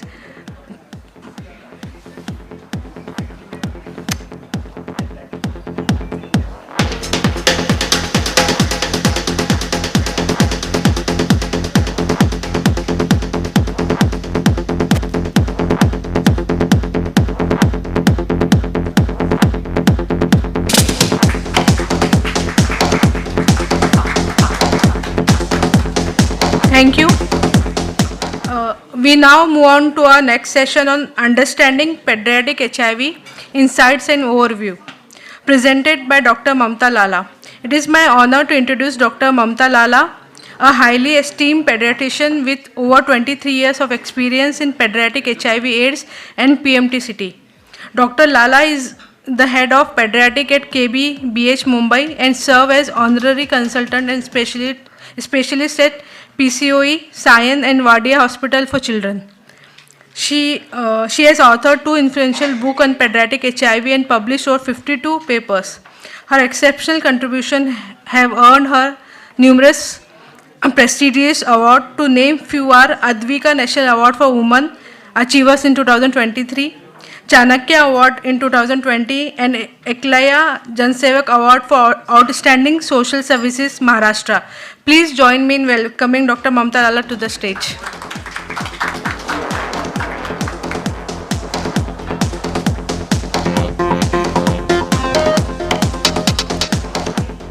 A very good afternoon to all of you. It's indeed an honor and pleasure to be here to explain a little about pediatric HIV and give the basic concepts and a little bit of insight and understanding and an overview on how to manage children with HIV. It's just one small virus and one large world. As we all know, for last over 4 decades, HIV virus has caused a lot of havoc and a lot of devastation, especially for the children. These children have been impacted and they lose not only their parents to HIV many a times, but also their entire childhood. With inadequate love, care and affection, they are subjected to immense psychosocial distress. They are subjected to exploitation in terms of sex and child labor many a times, driven to life on the streets. And children as young as 8 and 10 suddenly become heads of the household, having lost their parents to HIV. This was all more before the ART was provided free from the government service. And with inadequate food, water and proper adult care, education becomes a distant dream for these children. As we all are aware, the transmission of mother-to-child transmission, the transmission from the infected mother to her child is the main mode of HIV transmission in the pediatric.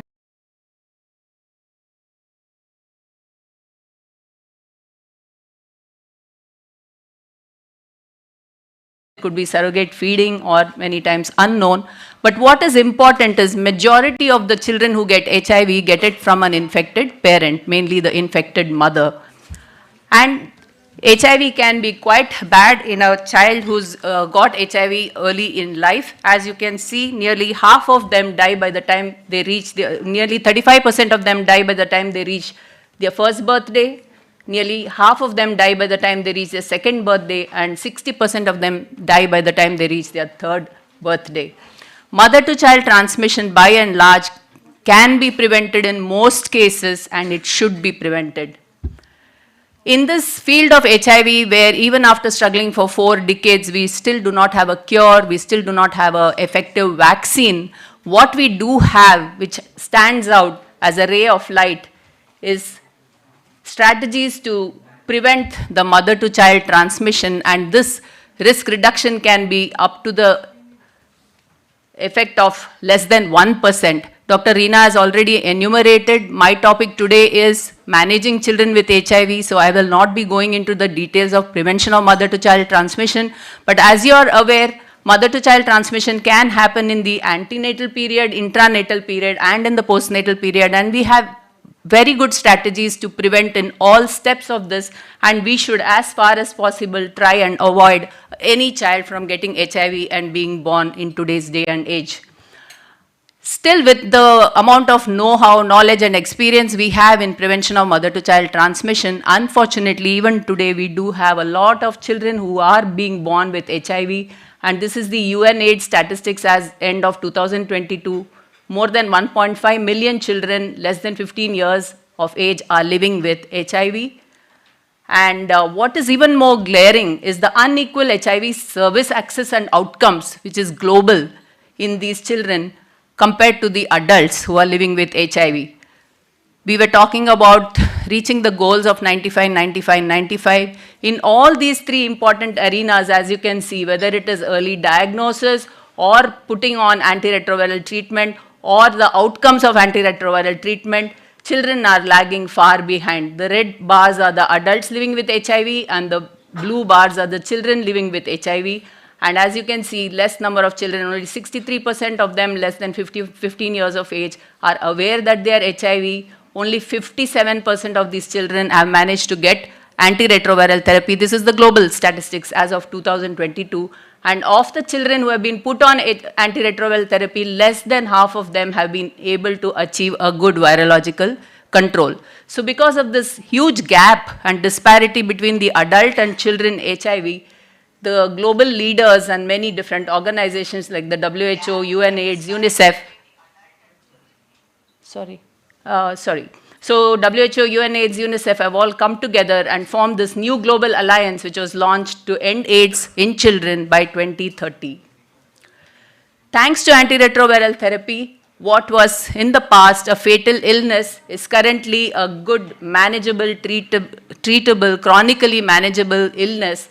And hopefully, like the proverbial pot of gold at the end of a rainbow, will come across a cure in the near future. We are very lucky now with a lot of extensive research and all over the world, we do have a lot of antiretroviral drugs which can stop the multiplication of this virus at every given step of the viral life cycle. This is a broad category of all the drugs that are available, the details of which I will not be going into. But as a talk on the children with HIV today, I would like to emphasize here the ones which are in red are the ones which are not yet approved for children less than 12 years of age. The current NACO guidelines coming to this, all children diagnosed with HIV like adults should be put on antiretroviral therapy as soon as possible, regardless of their age, regardless of their CD4, and of course, regardless of their viral load or clinical staging. What are the benefits of starting early antiretroviral therapy? You're all aware it controls the virus early and restores the immune system, thereby leading to a good quality of life and a disease-free life if the adherence can be assured. But especially as a pediatrician, for the children with HIV, what I would like to emphasize is early diagnosis and putting these children on antiretroviral therapy will give them an opportunity to grow normally, attain good growth, development, neurocognitive development, and fulfill their, dreams and aspirations and grow up into productive citizens of the country. So we need to do early infant diagnosis and put these children on antiretroviral therapy as soon as possible. The goals, of course, as we all know, it cannot cure the HIV infection per se, but what it can do is it can definitely reduce the mortality and morbidity. It can restore and preserve the immune function. It can suppress the virus. And of course, we should make sure that there is no drug-related toxicity. We should give them supportive therapy to continue with their lives, their education and growth, and improve their overall quality of life. But before starting antiretroviral therapy in children, there are three important aspects that one has to keep in mind. Mainly the clinical assessment, the lab assessment, and the treatment preparedness, which is very, very important. So clinically, first assess if this child is seriously ill. If it is a seriously ill child who's had convulsion or is unconscious or severe respiratory distress, severe dehydration, malnutrition, severe comorbidities, those are the things which need to be stabilized first. Starting antiretroviral therapy is never an emergency. So these children should be admitted, stabilized, and then you can think of starting antiretroviral therapy. In the baseline clinical history, of course, you need to know whether this child was treated for anything in the past, anything significant. Did the child have history of tuberculosis? Was the child started on antiretroviral therapy any time in his life, in the private or the public sector, and things like that, and also whether the child has any other comorbidities. You have to identify a primary and a backup caregiver, because these children are dependent on the adults and you cannot expect them to take care of their own health. And as we all know, antiretroviral therapy can only act if the drugs are taken every single day religiously. There should be a very good adherence for these viruses to be completely suppressed and for the child to have a good opportunity at life.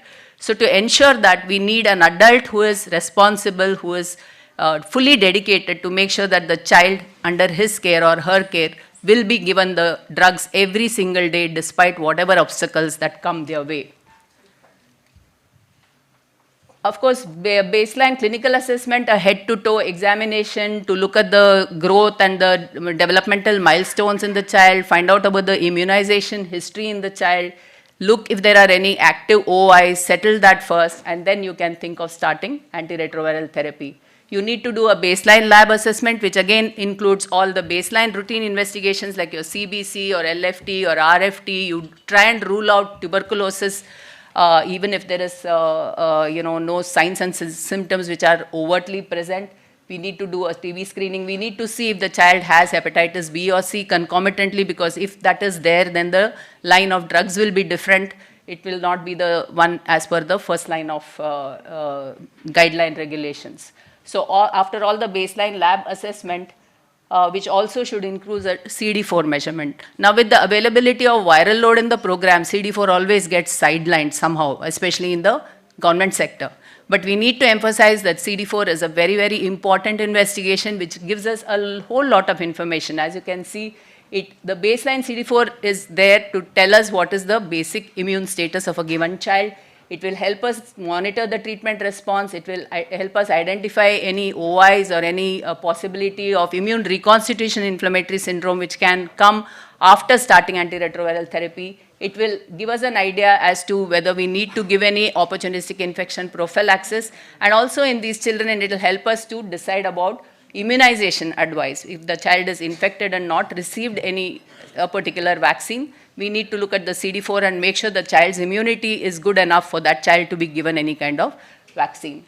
So importance of CD4 measurement has to be emphasized. And before starting ART, always remember to assess the family per se as well. Their affordability, whether the parents are infected, whether the children are infected, have they understood about HIV, have they coped up with the diagnosis of their own HIV, are they adherent with their medications? If they are not adherent with their medications, how are they going to take responsibility and make sure the child also has to be given medicine? So their awareness and education is very, very important. And all the older children should be involved in decision making. There should be no discrimination, confidentiality should be maintained, and especially the older children and the teenagers. In addition, under 18 years, of course, you need to take the assent also from the child, including consent from the legal caretakers. So prepare the child and the caretaker for a lifelong antiretroviral therapy. What, when, how, and who are the main important things. What are the medicines which has to be given? What if the child develops vomiting, loose motion? What if the child develops something else, a rash or some other problem? What do you need to do? You need to bring the child immediately back to the doctor who has started you on treatment and not stop the medicines by yourself, okay? And when should this medicine be given? Okay, and how should it be given? Should it be given with food or on an empty stomach, or is there some other specific advice that you need to give? And importantly, who should be giving this medicine? Because this is a lifelong commitment, and antiretroviral therapy, unless given every single day without missing the doses, will not give you the a good outcome. What you need to get is a good outcome. Help these children to grow up, remain disease-free as far as possible. So who has to give this? Many a times the children may be orphaned, they may be under the care of the grandparents. Grandparents may not remember or may not really understand the gravity of the situation. Or it could be a single mother who has to rush for work in the morning in order to put food on the table. So she may not be there at 9 o'clock to give the medicine to your child if you advise the child to be put on a antiretroviral therapy at 9 a.m. and 9 p.m. So please, the counselors especially have to look at all these aspects before they sort of advise the parents as to what time the medicine should be given and who is going to take the responsibility of giving the medicine. That's the reason I was emphasizing that there should be a primary caretaker as well as a backup caretaker. If that primary caretaker, who probably will be the mother if she's alive, if she falls sick or if she has to go out of station or whatever it is, or she cannot accompany the child, the backup caregiver should be able to bring the child and continue with whatever advice is given. So the first line antiretroviral therapy initiation to any given child is, of course, after confirming that the child does have HIV infection. Many a times we do get references from GPs. For example, a 4-month-old child or a 5-month-old child with an ELISA report which is positive, with a reference letter saying, Madam, referring a HIV positive child to you for starting antiretroviral therapy. Now, is a 4-month-old or a 5-month-old or a 9-month-old child with an ELISA positive report actually HIV positive? Can I have some response from the audience, please? Yes. So we need to, why, sir? Why do you think? Madam, the antibodies of the maternal Exactly, sir. going into the field. Exactly. So that needs to be borne in mind. The diagnosis of HIV in small children, I would say even up to 18 months, 2 years, or even sometimes the maternal antibodies may take as long as 2 to 2.5 years to get cleared out from the mother's system. So never base your diagnosis on an ELISA or any antibody-based test, not even a Western blot. In adults in the private practice, if ELISA comes positive, you go ahead and do a Western blot, right, to confirm. But likewise, you apply the same thing and do a Western blot in a baby whose ELISA is positive, Western blot is also going to come positive because Western blot again is an antibody-based test, and it can come positive because the maternal antibodies are still present in the baby's system. Okay, so we need to confirm that this baby has been labeled HIV positive based on the correct reports, and we need to see that the baby doesn't have any acute conditions which need to be stabilized as a priority before starting ART. And then depending on the age of the child and the weight, there are many drugs. As per the government protocol, we need to start the child on the antiretroviral regimen. So the basic guideline here is abacavir forms the preferred first nucleoside reverse transcriptase inhibitor for all ART initiation in children. For children more than 10 years with a weight of more than 30 kg, tenofovir can be a preferred first NRTI drug like in adults. Lamivudine, of course, will be the second NRTI for all the children, like in the adult component.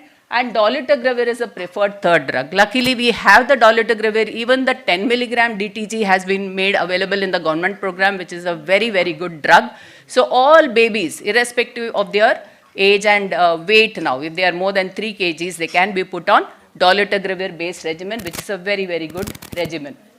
What if this child also has TB as a co-infection, which can be a case in many, many instances, because TB is quite common, and especially in the context of HIV, TB is a very, very well-known co-infection. So if these children do have tuberculosis, and if they are being given a rifampicin-based anti-cox treatment, then we need to keep certain things in mind. If the child is on dolutegravir-based regimen, the dose of the dolutegravir has to be doubled. So instead of an OD dose, the child will be getting a BD dose of the dolutegravir, and this should be given for at least 2 weeks after the last dose of rifampicin.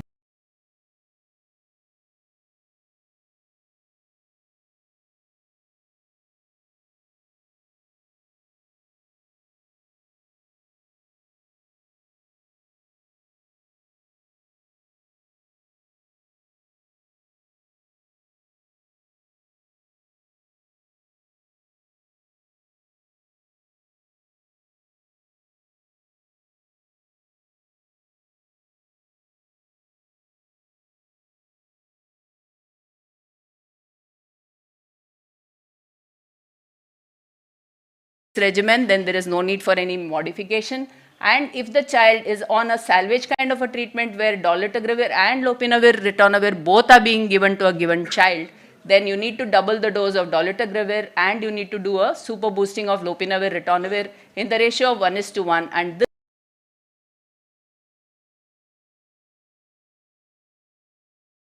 stopped.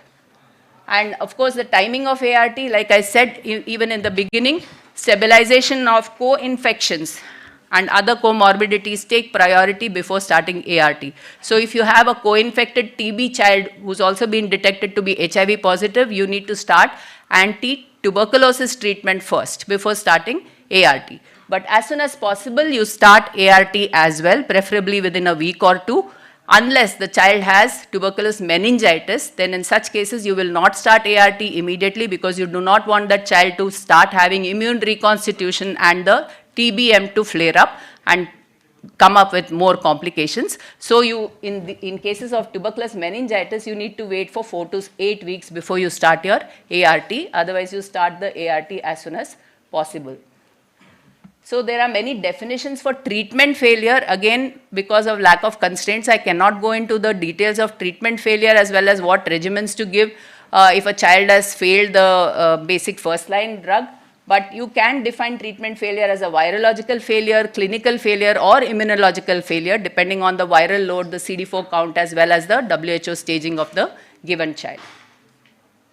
These are many child-friendly formulations that are available in the government program. As you can see here, we have scored tablets, we have dispersible tablets, we have pellets, we have suspensions, oral syrups, granules, etc. in order to make them child-friendly. These are some of the beautiful drugs that we have, which have all made it simpler to be able to treat these children. Imagine the challenge of treating a small little child all their life with multiple drugs. It's not a joke. Even to give a course of antibiotic to a child, the mother has to struggle for 5 days. Or even for that matter, the adults, we as care providers, when I have a bad throat, I may start my antibiotic today, tomorrow, day after, when I'm asymptomatic, I may forget my dose.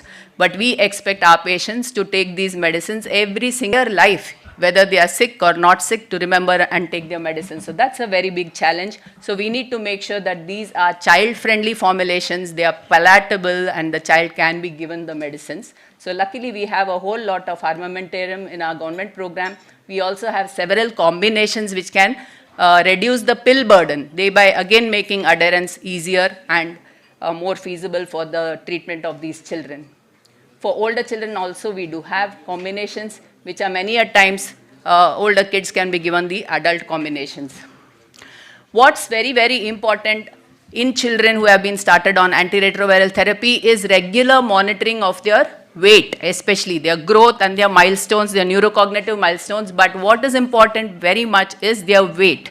Because if we do not check the weight of the child at every visit, then the antiretroviral drugs that are being given may be suboptimal. Because on day one, when you're starting the antiretroviral treatment, maybe the child was weighing 10 kgs, right? And with your antiretroviral therapy and with good medications and good nutrition, within a few months, the child's weight has increased to 12, 13, 14 kg, maybe. But if you continue your drugs at the dose of 10 kg, then you're giving suboptimal doses. And despite good adherence, such children can go into treatment failure. So at every visit, the children's weight has to be measured, and the dosage of ART should be recalculated to make sure that the child is getting optimal dosage of ART. Cotrimoxazole prophylaxis again is a very important component of HIV management in children. All children from 6 weeks of age, newborn babies from 6 weeks of age should be put exposed. Babies, I mean babies born to HIV positive mothers, these babies are given cotrimoxazole prophylaxis from 6 weeks of age, and this has to be continued till 5 years of age, irrespective of the child's CD4 or the viral load. And once you start the children on antiretroviral therapy, you need to monitor them, right? You can monitor them on clinical grounds, on lab parameters, immunological parameters, and virological parameters. Okay, so the child overall will start feeling better, looking better, putting on weight, no more infections, child is playful, child is happy. Okay, and then lab-wise, of course, look for ART-related toxicities, see if the child is tolerating the medicine well, see if there are any other problems that are happening. If the child is on other drugs, is there any drug-to-drug interaction? We need to look at all those things. Of course, CD4 testing is done after 6 months after initiating ART and SOS thereafter. And through the government program, viral load is also done 6 months after starting antiretroviral therapy, where you expect the viral load to be well suppressed. If the child's viral load is not well suppressed, then you know that there is some problem with adherence. So you need to go ahead and counsel them, find out the reason for the non-adherence, and give intensive counseling and ensure that the child's ART is being given on a supervised manner by the caretaker every single day, and then repeat the viral load to see if there is a response. If there is no response, then of course you refer it for a proper evaluation to see if the child has actually failed the therapy and needs the second line or the third line drugs. So the first 6 months after starting antiretroviral therapy is the most crucial time, I would say. Parents are very, very upset. They are first of all upset about their own diagnosis of HIV. They are very upset that the child also has HIV. They don't want to believe it. They don't want to accept it. They may go doctor shopping. They may not believe what you say. They don't have faith in ART medicines. They'll find all possible excuses to not give medicine. So this is a critical period where we have to intensively counsel them and keep on emphasizing on adherence and make sure that the child is taking the medicines properly.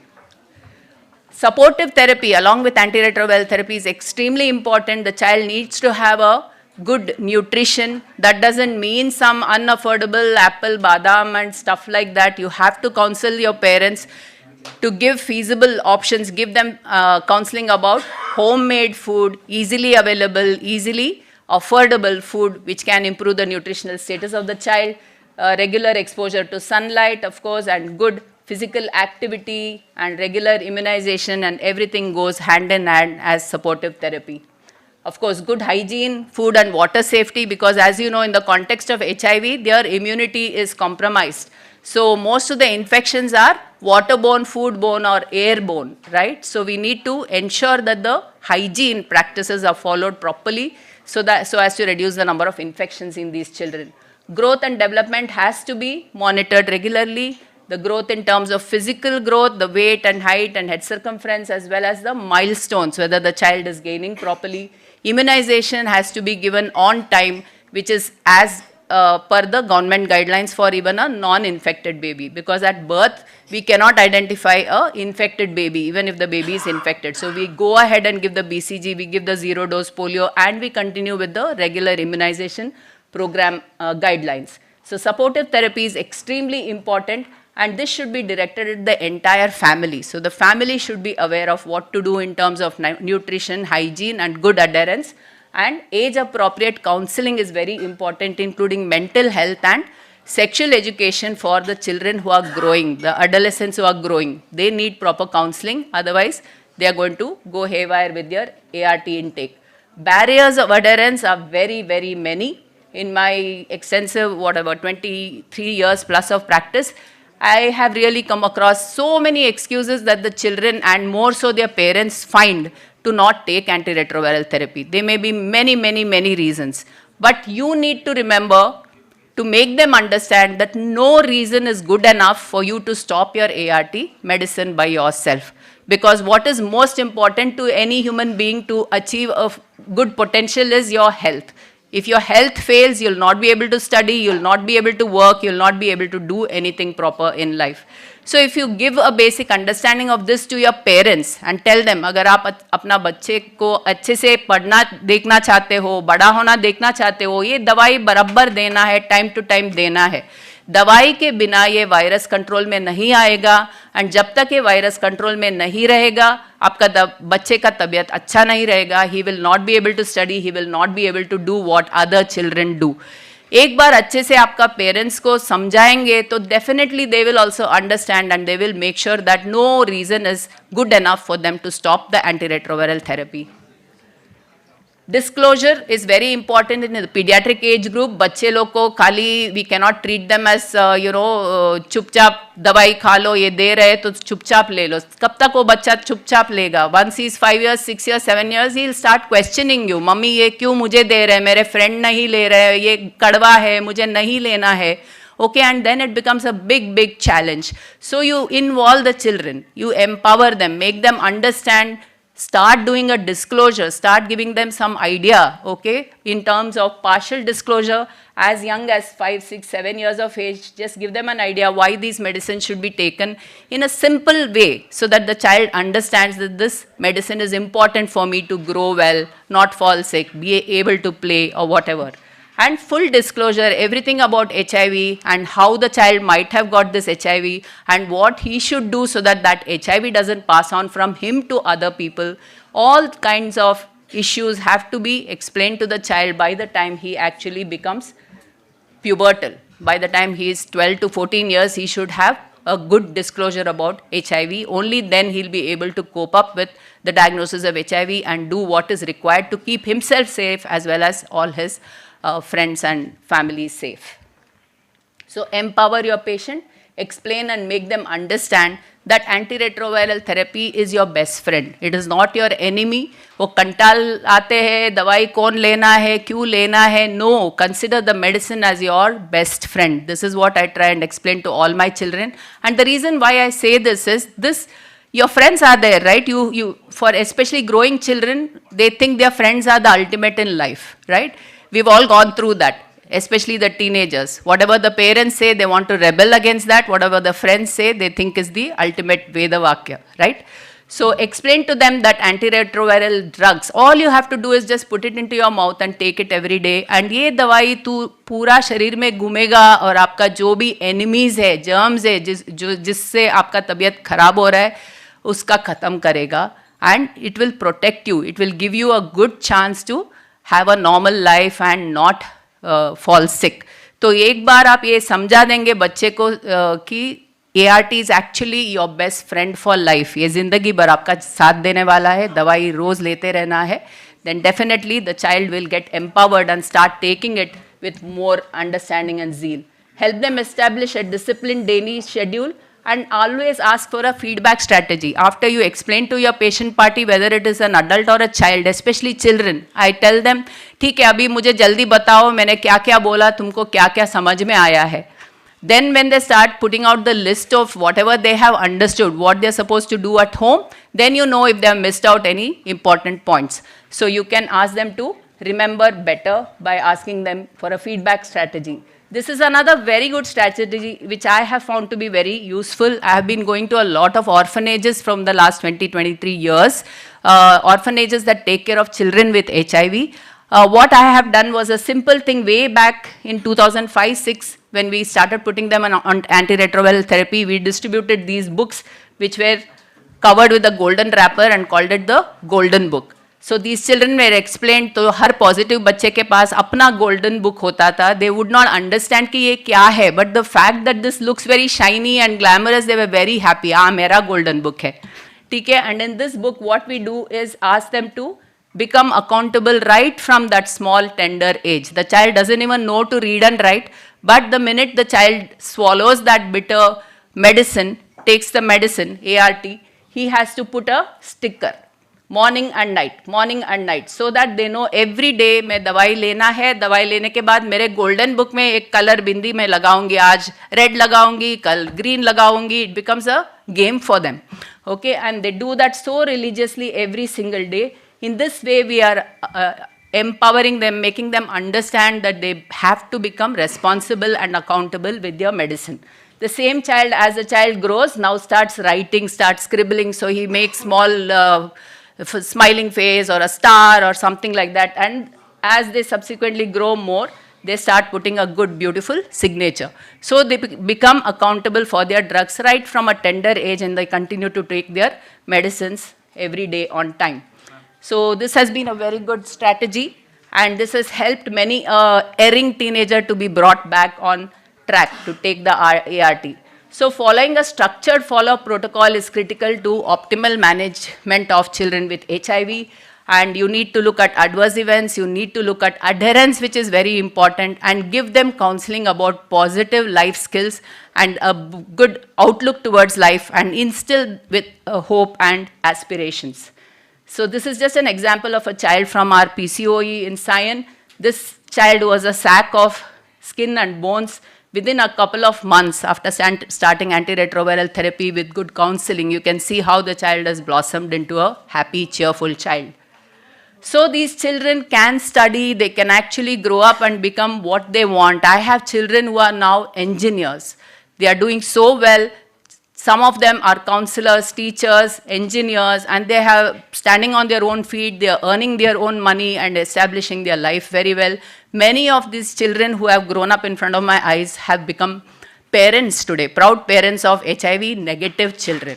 So really, like somebody was asking, can these children lead a normal life? आप पूछ रहे थे ना Reena Verma madam को. So it is a challenge, but if they take their medicines well on time every day and have a proper follow-up, not only medically but psychosocial support, which is very, very important for these growing children, they can definitely grow up and reach their dreams. It may not be a formal education. Try and identify an area of interest for them, give them opportunities for vocational training so that it becomes a means of livelihood as these children grow up. And it's very important to not only focus on medical management of HIV. These are the 2 books on HIV that I have published. This deals with everything about medical management of HIV. And this book especially deals with all the psychosocial aspects and how we should provide a platform for these growing children to not only keep them alive on antiretroviral therapy, but give them equal opportunities in life so that they can grow up and become productive citizens of the future. It's titled, The Positive Child Has a Right to a Positive Life. So that's my key message.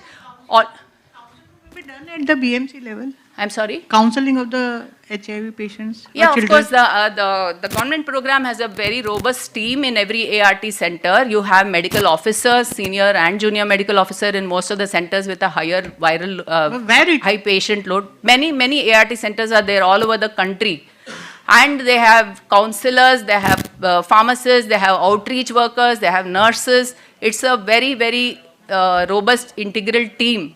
It's a multidisciplinary team approach where these children and all the adults with HIV are given not only free treatment but counseling at every visit. And at PCOE in Sion, it's a center of excellence for pediatric HIV care in the state of Maharashtra, where all children with any problems are referred to us and we thoroughly assess these children and make sure that they are doing well as far as their ART. Thank you. Thank you. Okay. If you said that we cannot diagnose a newborn or an infant up to 2.5 to 3 years because of these. 2.5 to 3 years nahi bola sir maine. The DNA PCR is done through the government program at 6 weeks of age, because at 6 weeks of age the sensitivity and specificity is the highest for a DNA PCR. इसीलिए हम लोग 48 hours के अंदर नहीं करते, because even many times even if the child is infected you will not be able to diagnose correctly. So 6 weeks के पहले DNA PCR करते हैं, and if that comes positive, a repeat sample is sent, and if that, and ART is started nevertheless. Repeat sample भी अगर ART started in spite of no testing. Yeah, anyway we have to give them a 2-drug dual prophylaxis in high-risk babies. अगर DNA PCR positive आया, we start the ART in the child and we repeat the test, and if that also comes positive, we continue the ART. But nevertheless, at 18 months of age, a definitive diagnosis is done.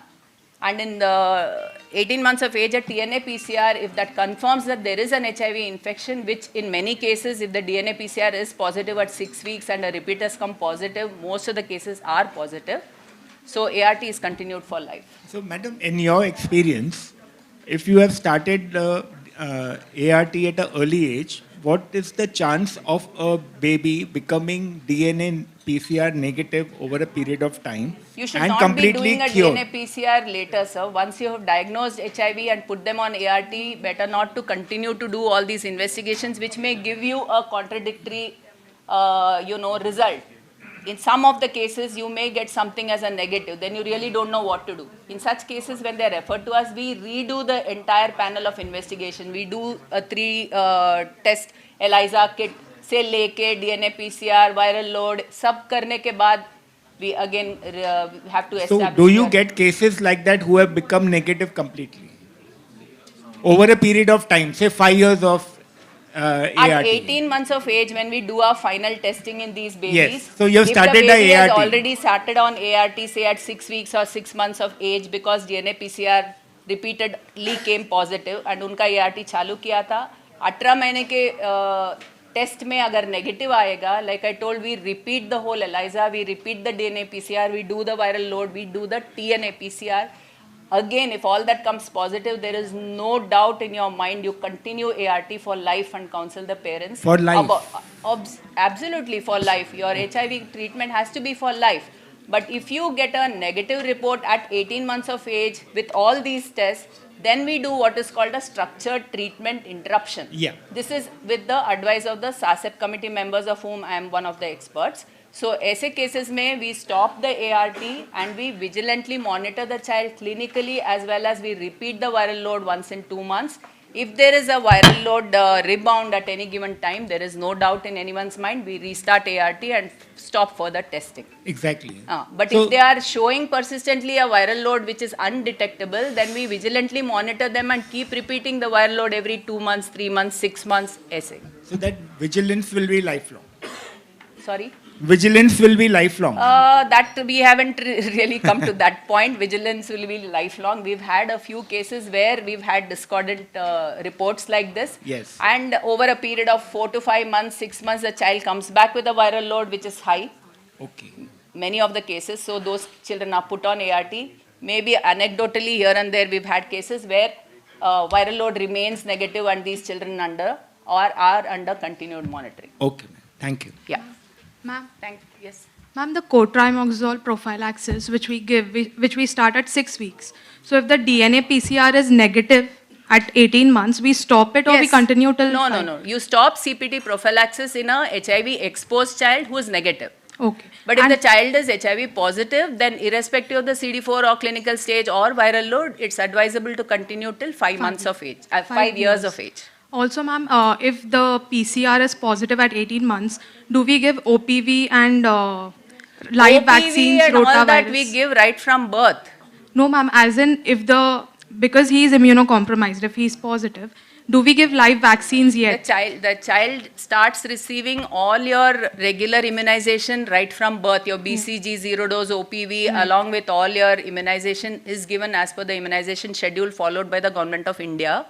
Okay? If you have a child who's not received certain live vaccines in the past, in his regular growing years, and now he's detected to be HIV positive, there we need to look at his CD4 counts, and if the CD4 is not below a certain level, at least 200 ke upar hona zaruri hai in an older child, then we can go ahead and, especially in, a few years back we had this MMR campaign in all the school children, all of them were given. So for the HIV positive school girls, what we looked at was their CD4. Agar CD4 200 ke upar hai, they are taking their ART well, then you can give your MMR, you can give all the vaccines, there is no problem. Okay, thank you. Yeah.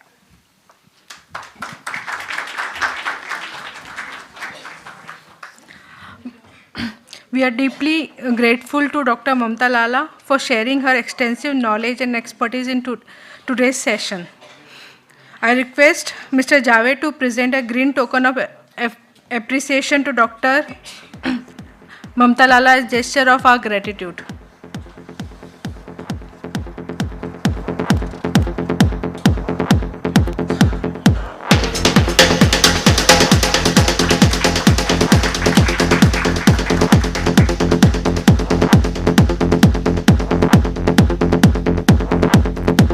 Thank you.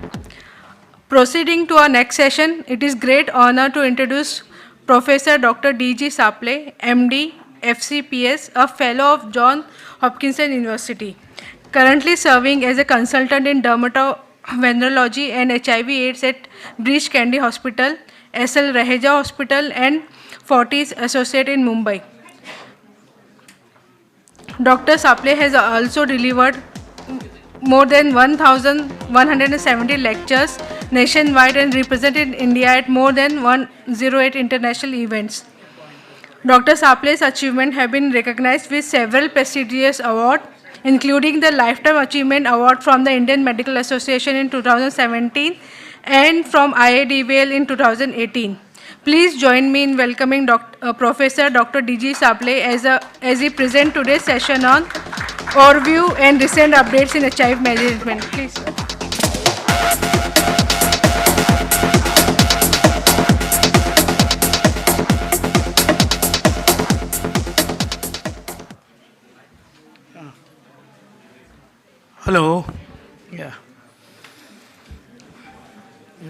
I do not know. Anyway, good morning or good afternoon. I have not seen the time anyway. First, I must thank you all. In spite of, I think, last 2 days we have got very good weather. In spite of at home, the large crowd, the big number of people are attending. I think we have to appreciate that. Then, of course, we have to thank MDAC. They are doing such a wonderful work and which is necessary because this is like a waves. When the waves comes, we become aware of that, and wave goes down, we become complacent, but this work has to be continued. Thirdly, of course, my colleagues, Dr. Mamta, Dr. Verma, Dr. Vikram, and Dr. Rashmikant is there or no? Rashmikant Shah. Before I starting, I thought I have given the subject of update in HIV and AIDS. This is the picture of Bridge Candy Hospital. Hopefully this picture is looking like this. Yeah, so about what is the update in 24, in July we had this World Congress. What they say, they are looking at the cure, but still we do not know. Secondly, there is a long acting strategy. Now they are thinking of long-acting antiretroviral therapy. That is the latest thinking. But if you look at the funding is going down, the policy is becoming problem. So there are a lot of problems, and then still the rules and regulation, criminalization, still it is a big problem. So this is the latest thing. But what we need as a clinician, that they are thinking of this gene therapy. Now the latest development is the gene therapy for cure. Secondly, HIV cure cases are there. There are about 7 cases where the bone marrow transplant was taken. They are not on antiretroviral therapy, but they are HIV negative. Then next to that, now they are coming the long-acting. That is, there are antiretroviral therapy nowadays available. We can give every 6 months or twice in a year, or every 2 months or every month. There are many things, and among that, what is available, the drug is lenacapavir. Lenacapavir is the latest drug. I think that will take 4 or 5 years to come to our country, but we have to be, we got to know that. Then of course, they were remembering the people. We had a meeting in this Melbourne. We are going to Melbourne. We were there, and you got the news about large number of HIV clinicians died. That the flight was taken from Amsterdam. My friend who was a president those days, Dr. Uplange, was in that flight. About 100 people were there, the HIV clinicians, but it was flying through Ukraine. And unfortunately, somebody, I think, shot it, and all 200 people died. We were in Melbourne, and we got this news. So there was a remember. And nowadays, if you go for the latest, everything they talks about lenacapavir. So about this, I think this statistics already has been mentioned, no, by Dr. Prashant. Yeah, okay, so I'll go ahead.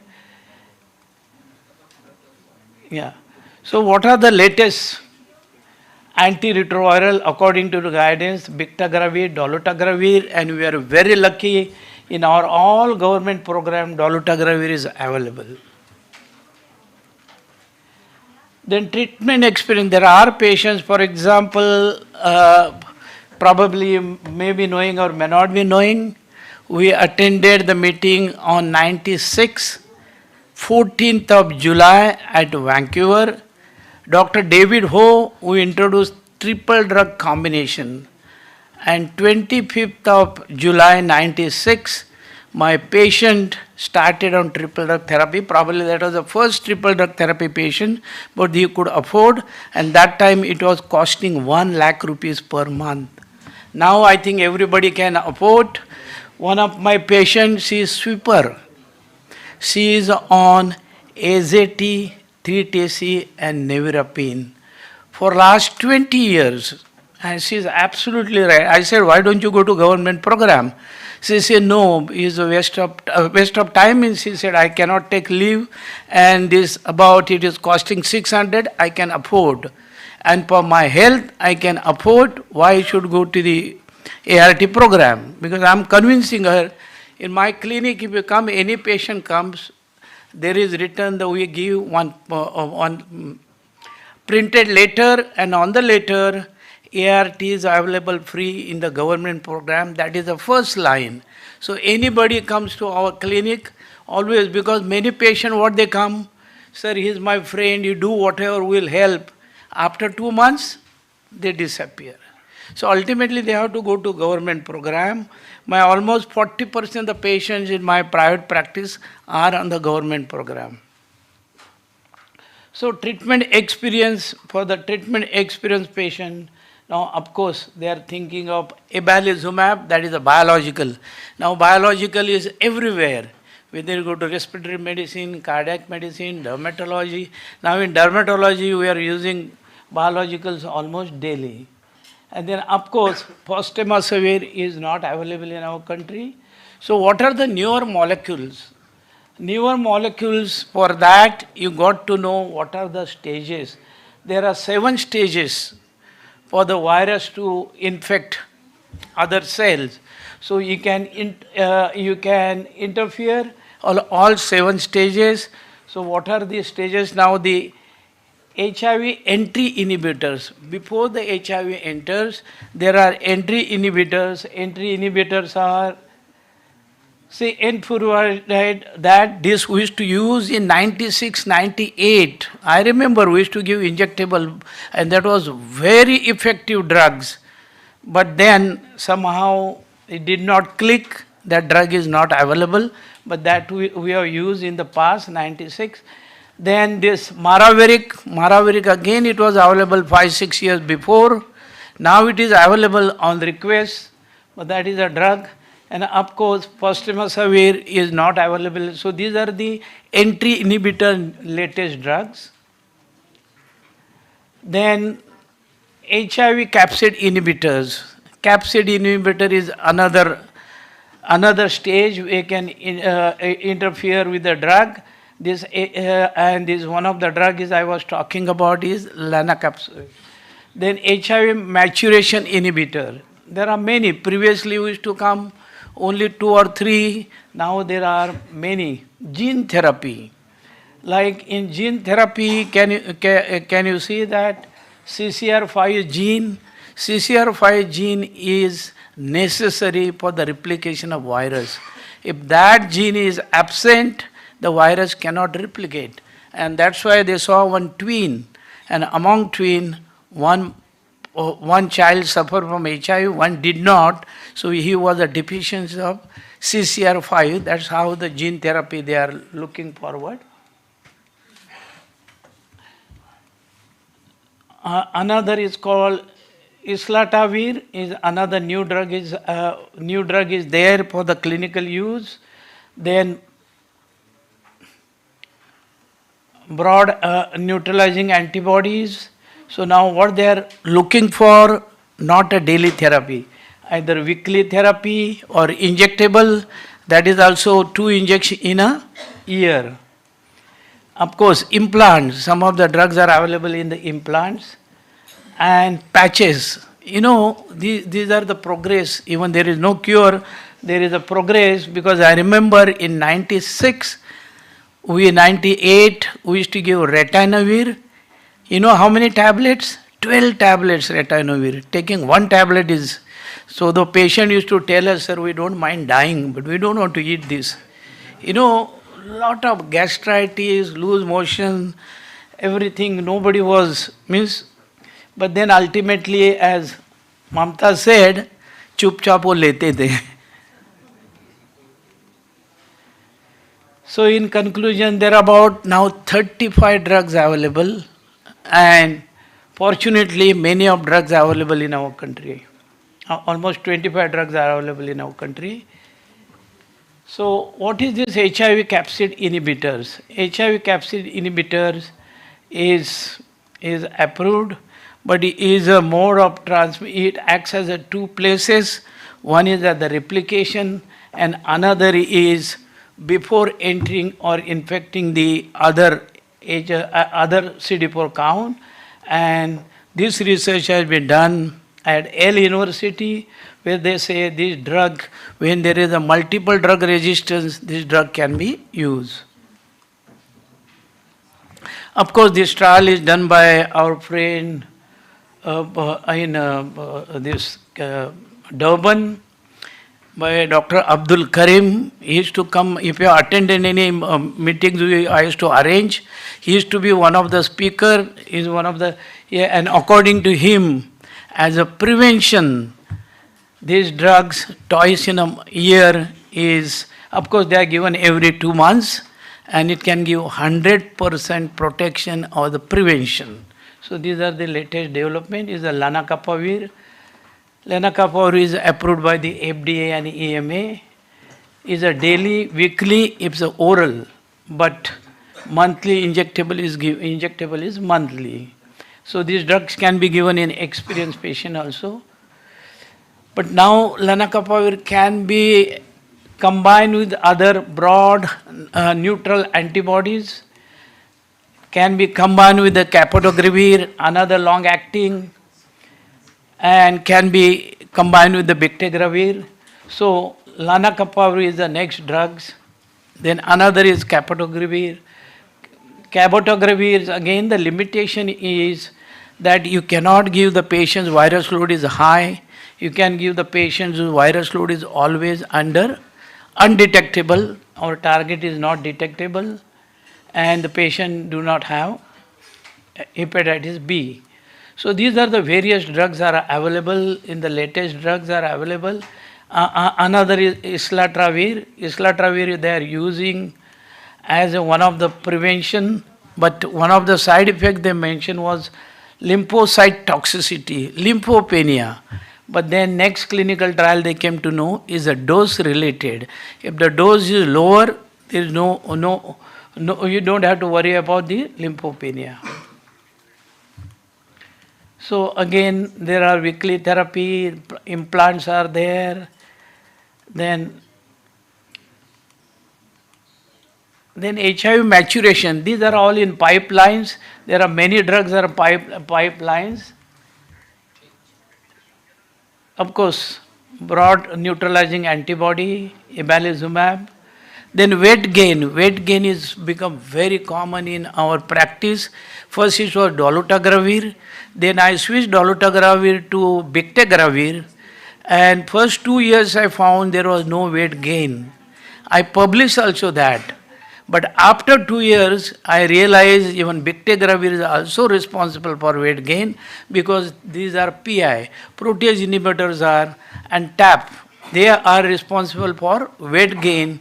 So the best drug for weight to prevent weight gain is tenofovir. Tenofovir has got a lot of side effects, but the best one, but still you want to continue, there is one drug is available in the market which is used largely by the obesity clinic or obesity physician, that is semaglutide, and I think all of you know looks like, is a very, because it affects in the our satiety center, then it prevents this absorption in the gastric, then it has hardly any effect on the liver or pancreas. So what they call is subcutaneous fat and the visceral fat. So what he need is to prevent the visceral fat than the subcutaneous fat. So that is one of the drug you can give and continue. ART in pregnancy, madam has already covered, but one of the things they say, the bictegravir. Bictegravir is one of the clinical trial, of course it's retrospective. They said bictegravir can be given where almost result are 90%. So because this is not been mentioned in our, but this can be given if there are no option. Then post-exposure, pre-exposure, again same thing, either tenofovir or the TAP. They say MSM TAP is better. That's why the clinical trial says, and always you go on give on demand than giving every day or continuously. Then lastly, now they have found there is a lot of resistance to dolutegravir. In African countries, 6 to 8%. Because when dolutegravir is given as starting therapy, there is no problem. But when you are switching, those patients are efavirenz, nevirapine or other therapy. When you are switching, most of the patient, when you switch to dolutegravir without doing virus load, if the virus load is not under control, then probably you are using dolutegravir as a monotherapy. And if you monotherapy, there are chances of resistance. So when you are switching to dolutegravir, get virus load done. Don't switch before that. And I think all government programs they are doing it. So that is a message about the dolutegravir. Of course, now in the future, now you know what they are expecting. Sorry. They are expecting there should be only single injection in a year. That is the aim, because still cure is not possible. I think I'll just cover about the just overview. See, there is a changing scenario. In a presentation, previously pre-ART means before the antiretroviral therapy available. Now the post-ART, if you see pre-ART, only used to see opportunistic infection. People used to come, the most common is tuberculosis. Then the post-ART now they are coming either ART failure, ART complication or non-infectious comorbidities. These are the cases we are seeing. Of course, pre-exposure and post-exposure we have to think. See, now I think somebody was asking question, how long they survive.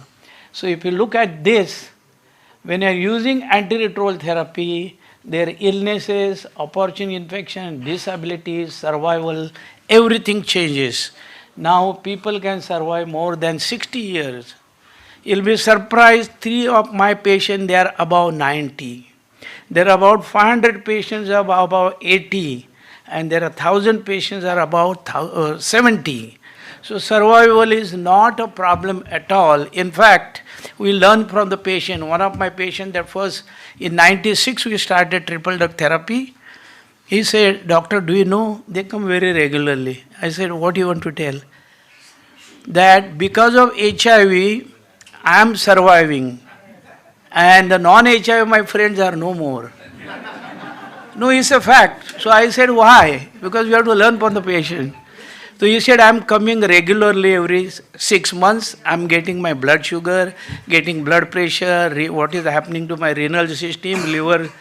But my friends, they hardly go to doctors, and they are no more. You know, so that is also the advantages we learn from the patient. So they survive long. So this is the picture we used to see before antiretroviral therapy, mollusci involving most of the part of the body. Oral candidiasis. We used to see this patient very, Dr. Rashmikant Shah is there in GT, 96, 94. We used to see a lot of patients like this. In fact, that reminds me, 95, with Dr. Thomas Queen in Johns Hopkins, we proved first time if the virus load is less than 1500, they do not transmit to their partner. So this research from GT Hospital for our department was published in 95, that virus load is low, chances of transmitting diseases, but for the bring to clinical use, now they say 0 equal to 0. Yeah. See, there used to come the genital lesions. These genital lesions, if you look at this, our dermatologists, these are the picture of 96 and 98. They are not recent. Dermatology used to say, sir, you are taking us for a ride. This has to be secondary syphilis. This cannot be genital herpes. Because this immunocompromised, the presentation entirely different. Even tuberculosis is entirely different. Yeah. So we used to see that herpes zoster, see multidermatomal, not only multidermal, carbuncle, herpes zoster with the carbuncle. We used to think of only diabetes, but immunocompromised. See, hemorrhagic, he is only 32 years old, getting hemorrhagic. These are the unusual presentation. Then diarrhea, when they used to get a diarrhea, either diarrhea used to be either cryptospora or isospora. That, and still, I'll tell you that 2 days before one patient came, he was admitted 3 times for diarrhea. So I said, what happened? They are just giving because many clinicians are not aware. I said, you don't have to go to the hospital, start Septran. We started Septran, and of course that patient has come about 2 weeks back. He came day before yesterday. He said, my sir, diarrhea is gone. Because that is isospora or cryptospora. We asked for this. No laboratory was, they said, hum nahi karte hai, we do not know. But you know, it's very easy to do it. We used to do in GT all investigation, including CSF, cryptococcus, everything we used to do ourselves. We never used to refer because, so you know, it's very simple how to diagnose isospora. Take a stool, put 1 drop of iodine and see under the microscope, and you can see the dumbbell shaped. It takes only few minutes. But the pathologists who are not aware of that, they do not know how to look for it, but it is very simple. Of course, cyclospora, that is the research again we have published. And then sometimes they get chronic, these are tuberculosis, acid-fast bacilli, this is the diarrhea. But the common diarrhea is isospora, cryptospora is a chronic. You give Septran, no need of admission, and the patient will be all right. The tuberculosis, you get very extensive tuberculosis, and you see they get the involvement of the multi-systems, usually is a extrapulmonary, and we had a very tough time that if extrapulmonary AFB will be negative, and those days if the AFB is negative, anti-TB drug was not given.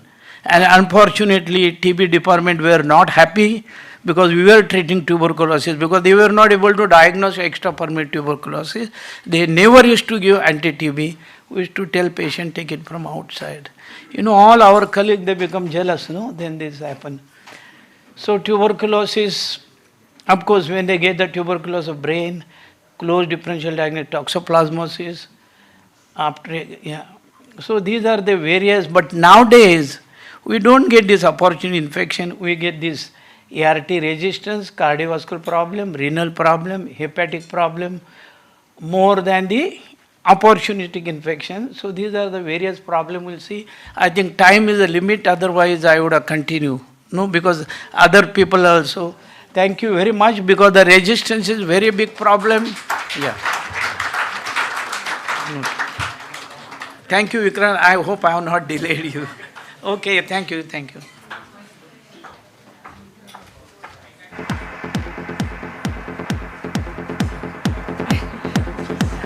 I think no question, no? You know, day before yesterday, I take one webinar once in a week. So almost 90 dermatologists they attended. Asked the organizer, is there any question? So you know what was the answer? Sir, all questions were answered in your talk.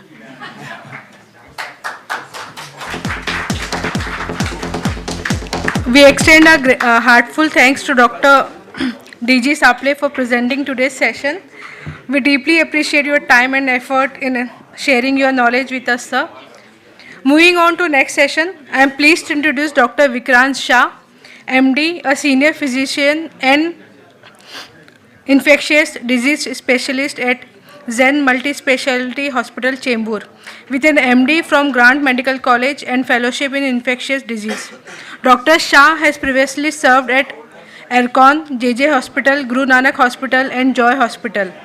An active speaker at both national and international forums, Dr. Shah is also known for his contribution to academics, including conducting regular CMA programs at Zen Hospital. His area of interest include ARV resistance, non-AIDS event with normal CD4 counts, and managing MDR infection in elderly critically ill patient. Please join me in welcoming Dr. Vikrant Shah as he present on exploring comprehensive insight from case studies on HIV.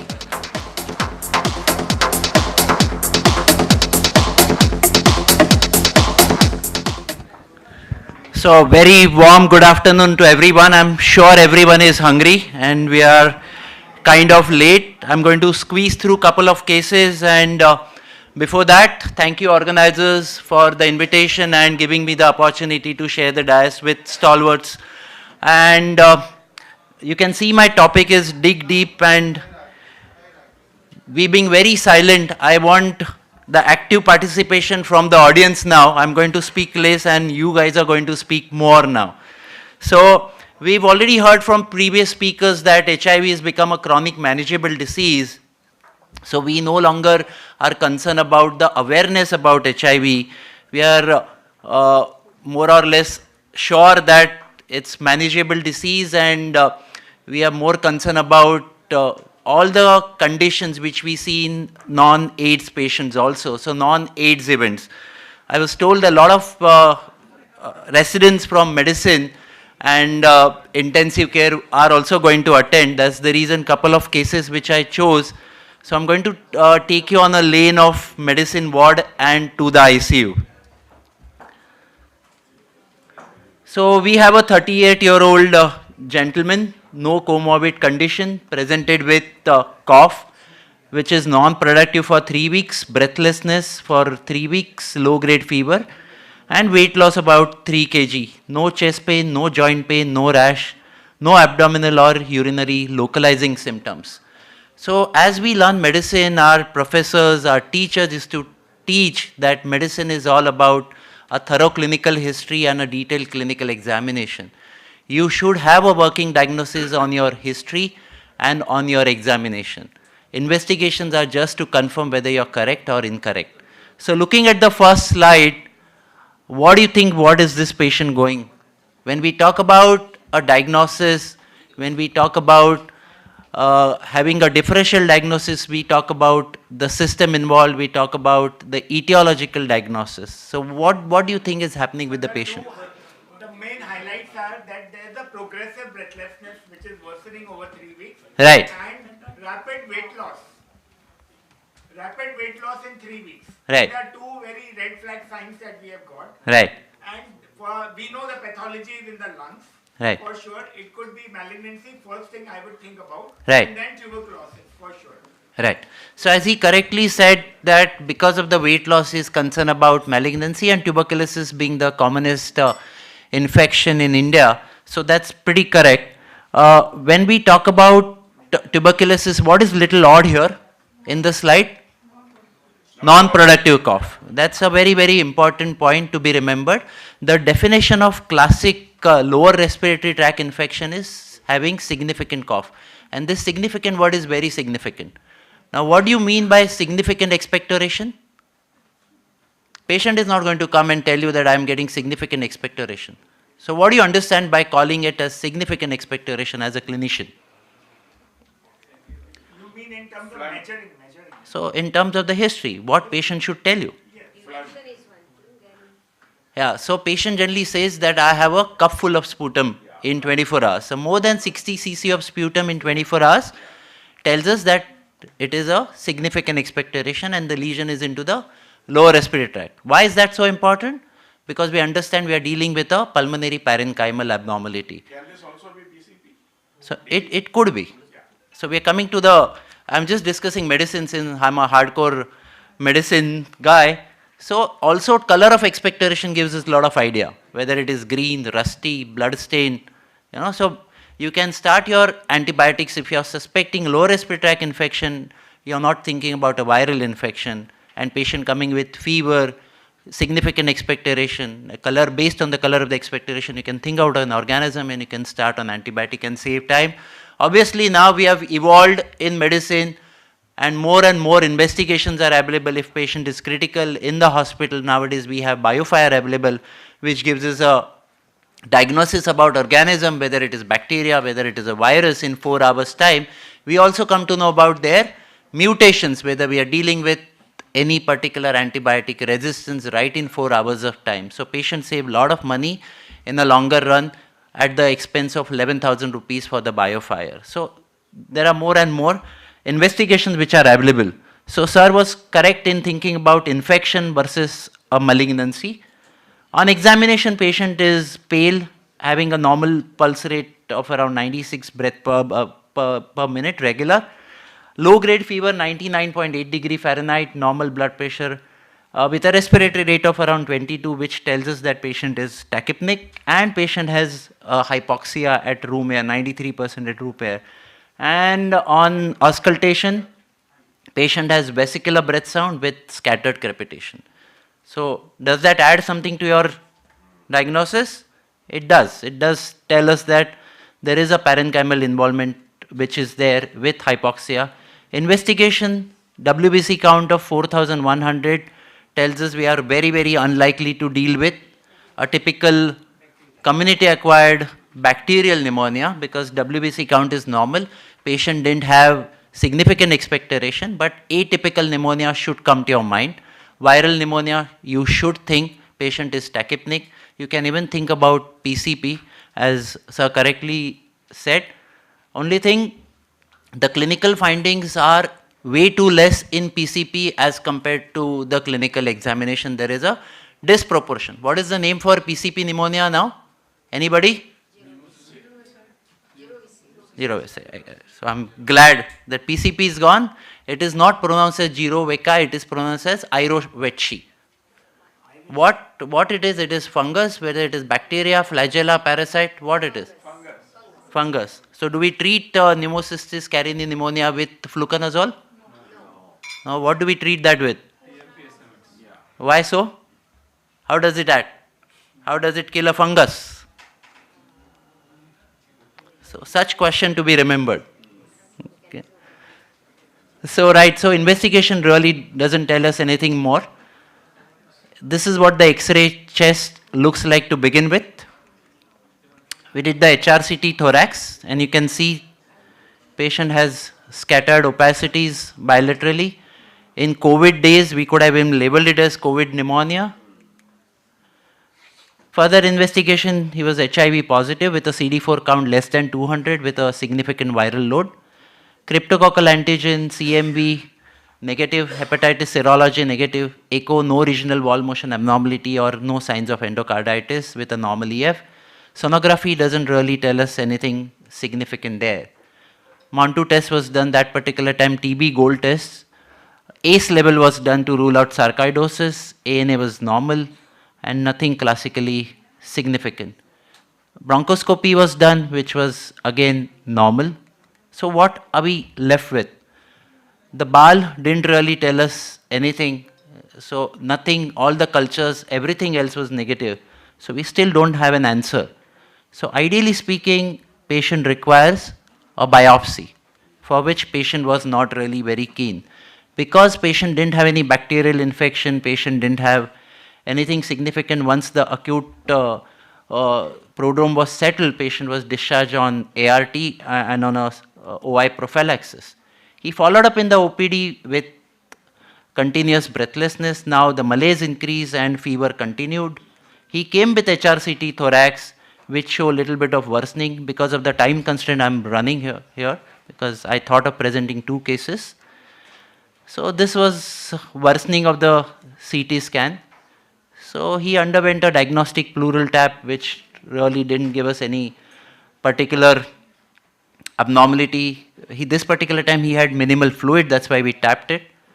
But he wanted a second opinion. We again requested for a biopsy, patient was not ready.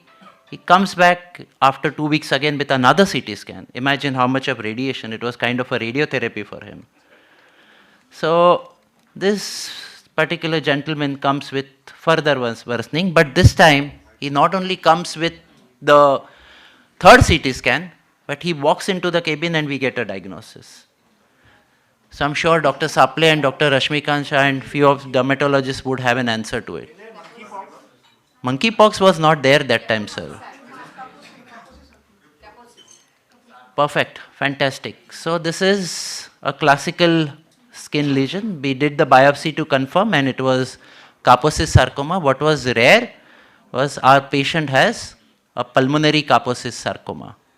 So I don't really want to go into the details of Kaposis sarcoma since I really want to present the second case also, but this is the commonest thing. Maybe you can have the slides. Yes, he came with a diagnosis, and so we picked up, and characteristically this was an odd patient because characteristically even on bronchoscopy you see these lesions on Kaposis sarcoma which our patient didn't have. Yeah. No, no. What is the question? Whether the patient was NRI. So there's another investigation which I thought is very important just to differentiate between your Kaposis lymphoma and infection. We can do the thallium and gallium scintigraphy, where in Kaposis you can have thallium positive, gallium negative lymphoma. Your thallium would be positive, gallium would be positive, and in infection your thallium would be negative and gallium would be positive. So this was one of the rare scenario wherein you have the pulmonary Kaposis sarcoma. That is why I mentioned in the topic that we should look beyond and we should dig deep. So the treatment essentially is antiretroviral therapy, and you also have the first line chemotherapy regimens like doxorubicin or daunorubicin. So let's further dig deep. I'm going to be super fast. Again, patient walked into the OPD, a very interesting patient, 60-year-old, known hypertensive, hypothyroidism, non-Hodgkin's lymphoma, post-radiotherapy and chemotherapy, on retroviral medication with a superb adherence. He was on TLE-based regimen, lost to follow-up, and came to OPD after a while with tiredness, fatigability, what we call it as asthenia, lower limb pain, inability to walk, weight loss, muscle wasting, myalgia. And he came with few reports which was done outside, which showed creatinine of 2.2 with a CD4 of 554. I recently presented this case when Dr. Saple had arranged one of the CME. So what do you think looking at the slide?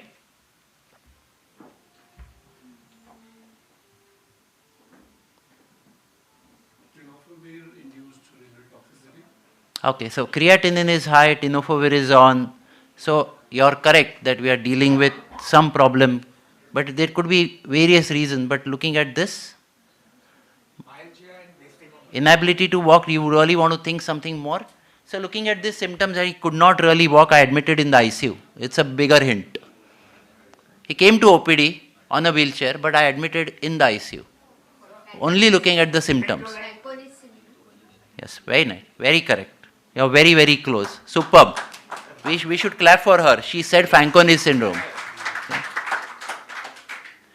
So patient was hospitalized. We sent the renal profile along with the USCR, PSA level, phosphorus, HLA B5701. Urine routine, USG, KUB with a post-void residue was advised. His X-ray ankle joints were taken and nephro and ortho references were taken. Why HLA B5701? Somebody behind? Why are we doing HLA B5701 in this patient? So creat is high. If I want to initiate abacavir, okay, so we did the HLA. Patient had severe hypocalcemia, severe metabolic acidosis, severe hypokalemia. Patient had low phosphorus level, very low uric acid level. We sent the ionized calcium, magnesium, vitamin D3, thyroid function test, parathyroid level, the intact PTH level. We did add the urine calcium level to the list of investigation on getting the primary investigation. Results subsequently showed patient had low magnesium, very low ionized calcium, high PTH, normal urinary calcium level, but there was glycosuria. Okay, and patient had normal vitamin D3. So high PTH with normal D3 with glycosuria, low magnesium level and very low ionized calcium, which doesn't require any albumin correction there. Patient also had, and thyroid function test was normal. So now looking at this thing, what is coming to your mind?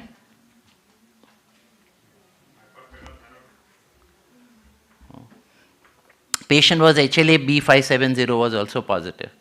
And patient had on X-ray had multiple pathological ankle fractures. So multiple pathological ankle fractures and these investigations, something is coming to your mind? RTA, fantastic. So patient had renal tubular acidosis. Okay. So the gentleman there. So patient was given IV calcium, we corrected the bicarbs. Potassium, magnesium correction was done through the central line. Obviously, we had stopped his antiretroviral therapy. It took around 3 to 4 days for patient's acidosis and hypocalcemia to settle. Magnesium phosphate remained lower normal in spite of the IV correction. Ionized calcium kind of remained at a lower normal level. It never came back to normal. And Rocaltrol was added looking at the above investigations, and even the biphosphonates were added to the treatment. So what was our diagnosis?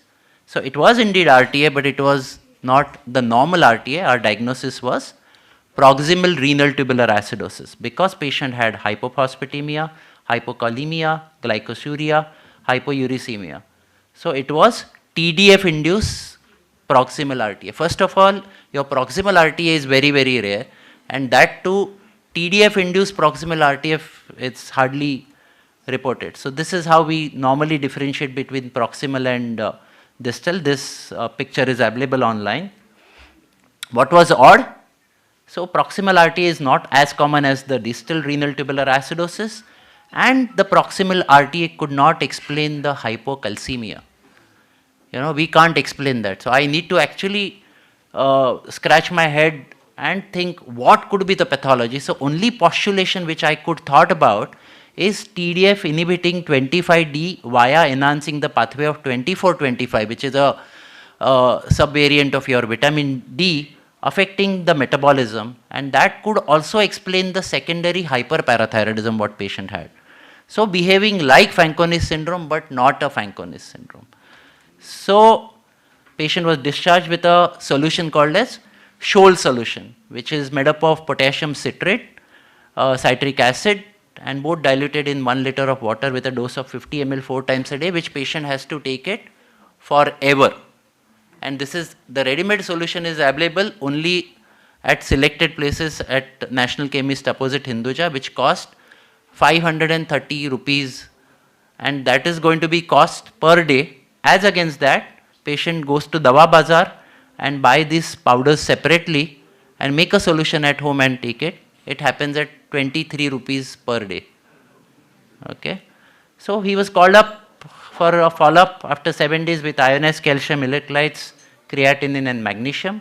He was much better. Labs improved. His appetite, tiredness improved. He gained some weight, pain reduced significantly. And he was started on dual ART regimen because patient's HLA B5701 was positive, patient was acidotic, patient had anemia. So I had no option of giving dual drug therapy. And now we have a recent data of the dual drug therapy. He was put on lamivudine, dolutegravir combination. So we should always look beyond as a clinician. The obvious, there is always a learning process for everyone. Every day is a learning process. Thank you very much indeed for your kind patience. Yes. So now if you stop that drug, you cannot. You will not develop that. You cannot get again RTA because we discontinued that drug. So why he has to take the electrolyte also? Now that the RTA is given up, the RTA will. No, so renal tubular acidosis, if we stop that drug, it is going to come up. The contributory factor was TDF. We stopped that drug. But that much is requirement. That is why his levels are never coming back to near normal. So this is a permanent damage. That is a permanent damage to the proximal tubule. Right.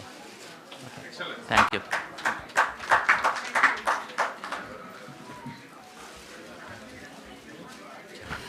We extend our grateful gratitude to Dr.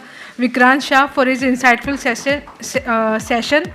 I request Atul from Alert India to kindly present green token of thanks for your valuable contribution and participation in today's event.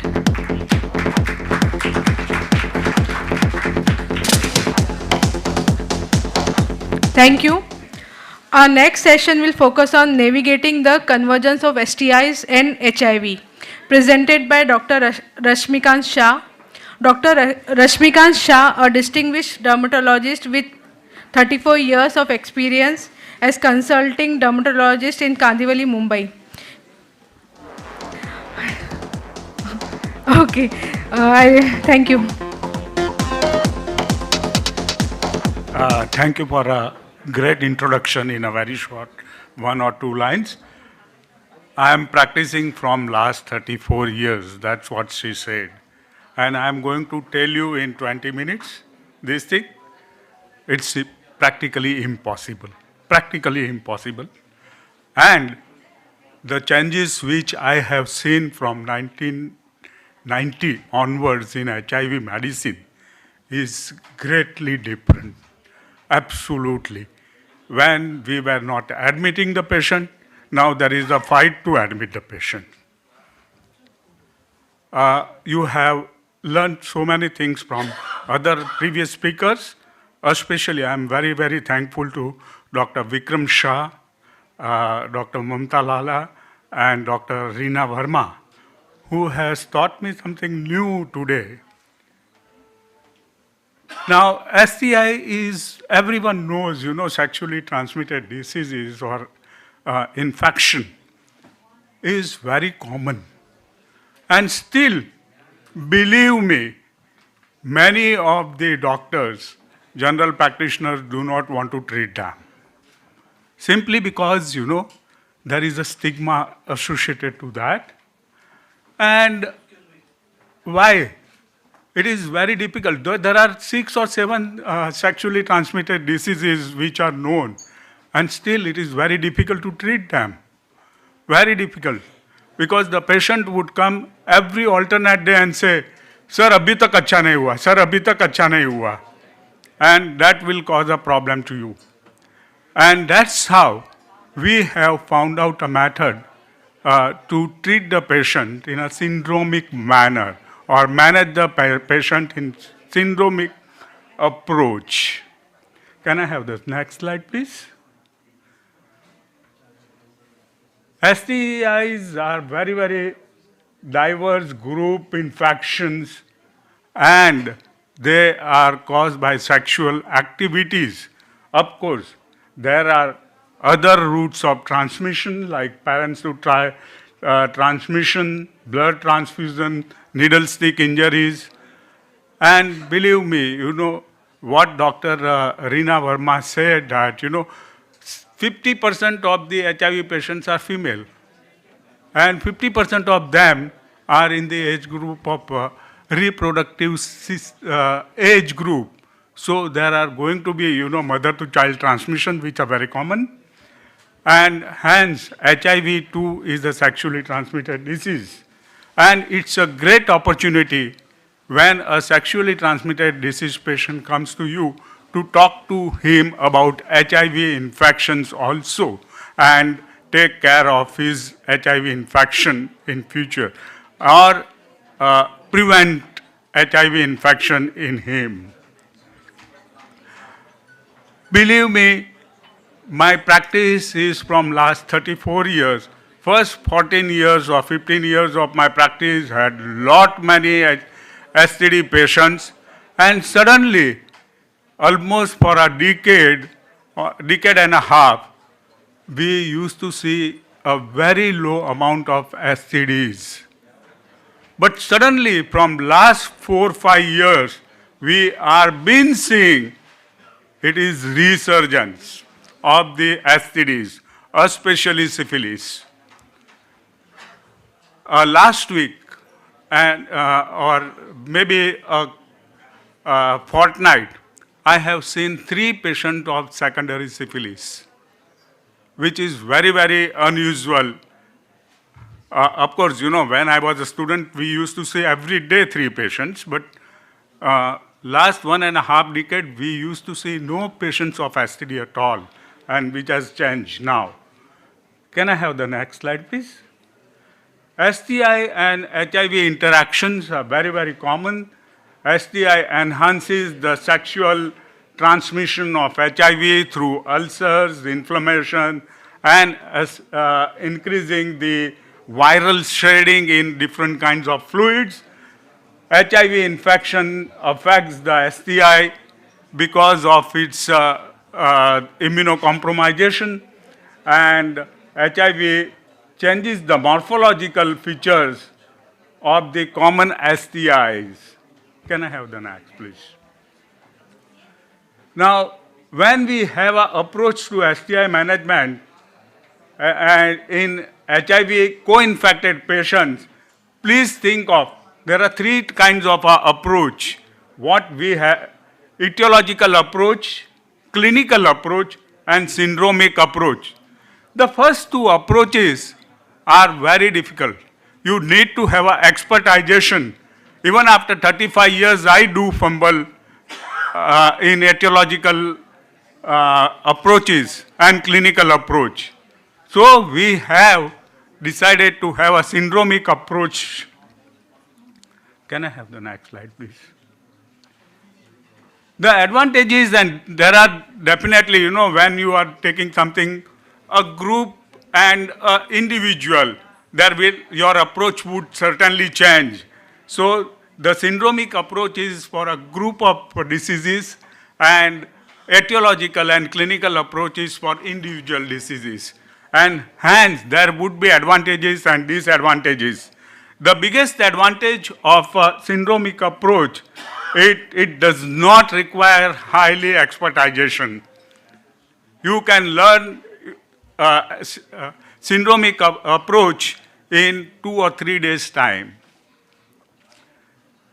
Hi-Fi laboratories are not required in syndromic approach, while in etiological and clinical approach you may require, because you always think of higher and higher and higher. Dr. Vikram said that, you know, Dr. Vikram Shah said that, you know, now we have lot many laboratory tests, like a biofire in antibiotic for other infections. We have STI biofires too. Can I have the next slide, please? The expanded of healthcare workers in STI clinic, it is very easy, you know, when you have a HIV clinic or a STI clinic, giving treatment is not at all important. The most important thing about syndromic approach or a clinic or a STI clinic is managing STI along with future prevention of any kind of disease, particularly HIV disease. Very important. And that is where we are it is very, very important, and we are focusing on counseling of HIV. Can I have the next one? When you have STI treatment, there are syndromes now. What we have, few of the syndromes like urethral discharge syndrome, vaginal discharge syndrome, genital ulcerative syndrome, inguinal bubo syndrome, scrotal swelling syndrome, lower abdominal pain in female, and neonatal conjunctivitis syndrome. I am not going to touch all of them, especially scrotal infections and neonatal conjunctivitis, because, you know, it is almost same otherwise. Can I have the next slide, please? Urethral discharge syndrome. When we talk about urethral discharge syndrome, the main complaint is urethral discharge with burning micturition, and then additionally they may give a history of frequency, dysuria, and urgency. The discharge could be mucoidal or it could be a pus. The color is equally important, as Dr. Vikram said. Sometimes color gives you a clue. Greenish yellow especially gives a clue of gonorrhea. Other etiological pathogens are chlamydial trachomatis, mycoplasma, ureaplasma, urolaticum, and trichomonas. Most common mixed infection is usually seen in as a gonorrhea and chlamydia. Hence, the treatment is mainly gonorrhea and chlamydia when you are treating as a syndromic approach. Can I have a next slide? This is one of the picture of gonorrhea patients where you can see greenish yellow discharge. Sometimes you have to squeeze it, the urethra of a patient, and you would see a discharge. The preferred syndromic treatment for urethral discharge syndrome is giving ceftriaxone 200 to 500 milligram IM stat and 1 gram of azithromycin to cover chlamydial infection. Anyway, you can give in your clinic, if you are not giving injections, cefixime 400 milligram stat instead of injection. Regular follow-up is very, very important. If patient does not want to take azithromycin or has a problem, then you can, instead of that, give doxycycline, one capsule 2 times a day for 7 days to cover chlamydial infection. The most important in any of the urethral discharge or vaginal discharge is a partner examination and treatment. Otherwise, you are still incomplete in the management of the STIs. A partner management is equally important as that of the patient itself. Can I have the next slide? Now, inguinal bubo syndrome, what happens is when you have an ulcer, ultimately these ulcers are going to drain bacteria or a virus are going to be in the lymph nodes and give rise to inflammations in the inguinal region, lymph nodes, and that would cause a bubo formation. And that is how there are few etiological diseases which gives rise to inguinal bubo. And when you have this inguinal bubo, not you, means your patient, sorry, it is usually caused by chlamydial trachomatis or Haemophilus ducreyi or a chancroid. Chancroid I have not seen in last 20 years now. So mostly, still very rarely I have seen chlamydial infections. You will see the next as a bubo like this, and a groove sign in the first picture is indicative of LGV, lymphogranuloma venereum, and otherwise you will see pus discharge and a unilateral single bubo or single abscess-like thing. And the third picture, what you see on the down, is the 16-year boy who has got this. STD is not only adult game. It is not written that after 18 you can get STD. You can get little earlier also. Can I have the next slide, please? This is this picture is of vaginal discharge syndrome. There are vaginal discharge because of certain etiological organisms. And Dr. Mamta Lala and Dr. Reena Verma, who they may be knowing what is normal mucoidal. It is not always, vaginal discharge is quite common otherwise.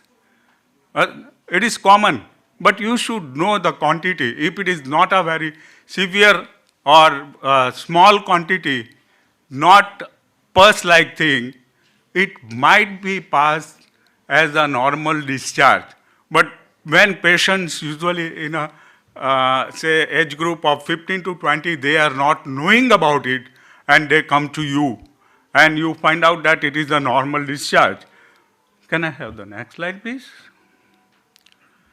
Some amount of asymptomatic mucoidal discharge is common.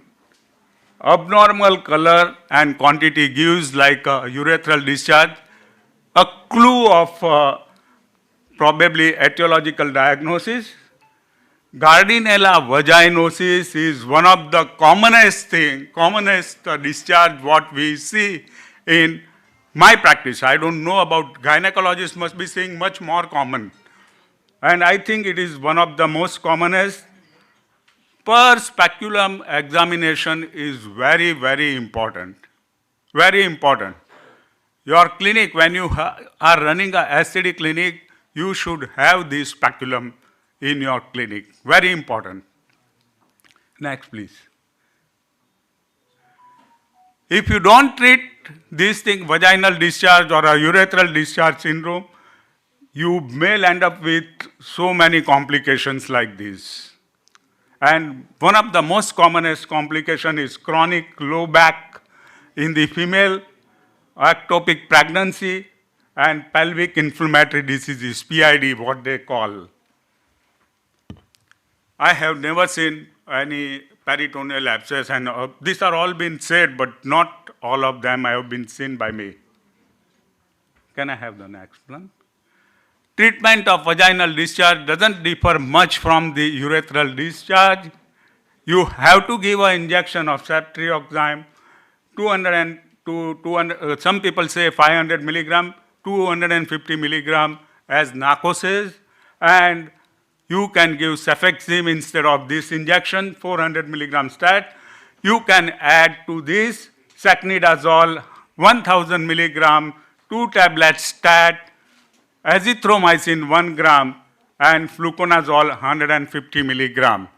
You get the last three as one of the kits.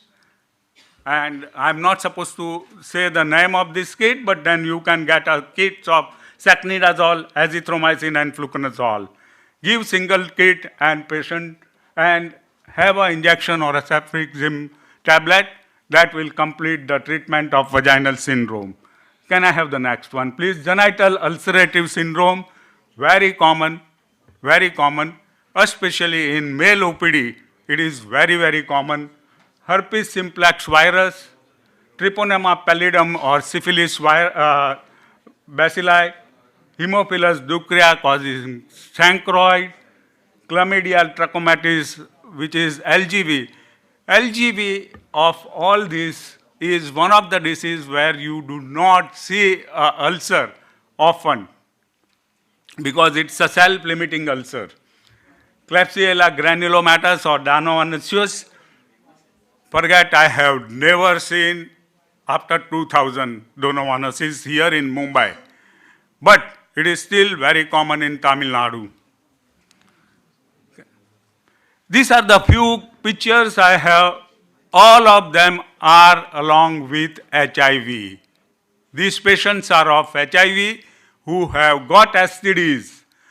Either because of this STD, I have diagnosed HIV, or because of HIV, I thought of these STDs. The first one is a primary chancre. Of course, usually you see a single chancre, single ulcers, but in this patient there were two.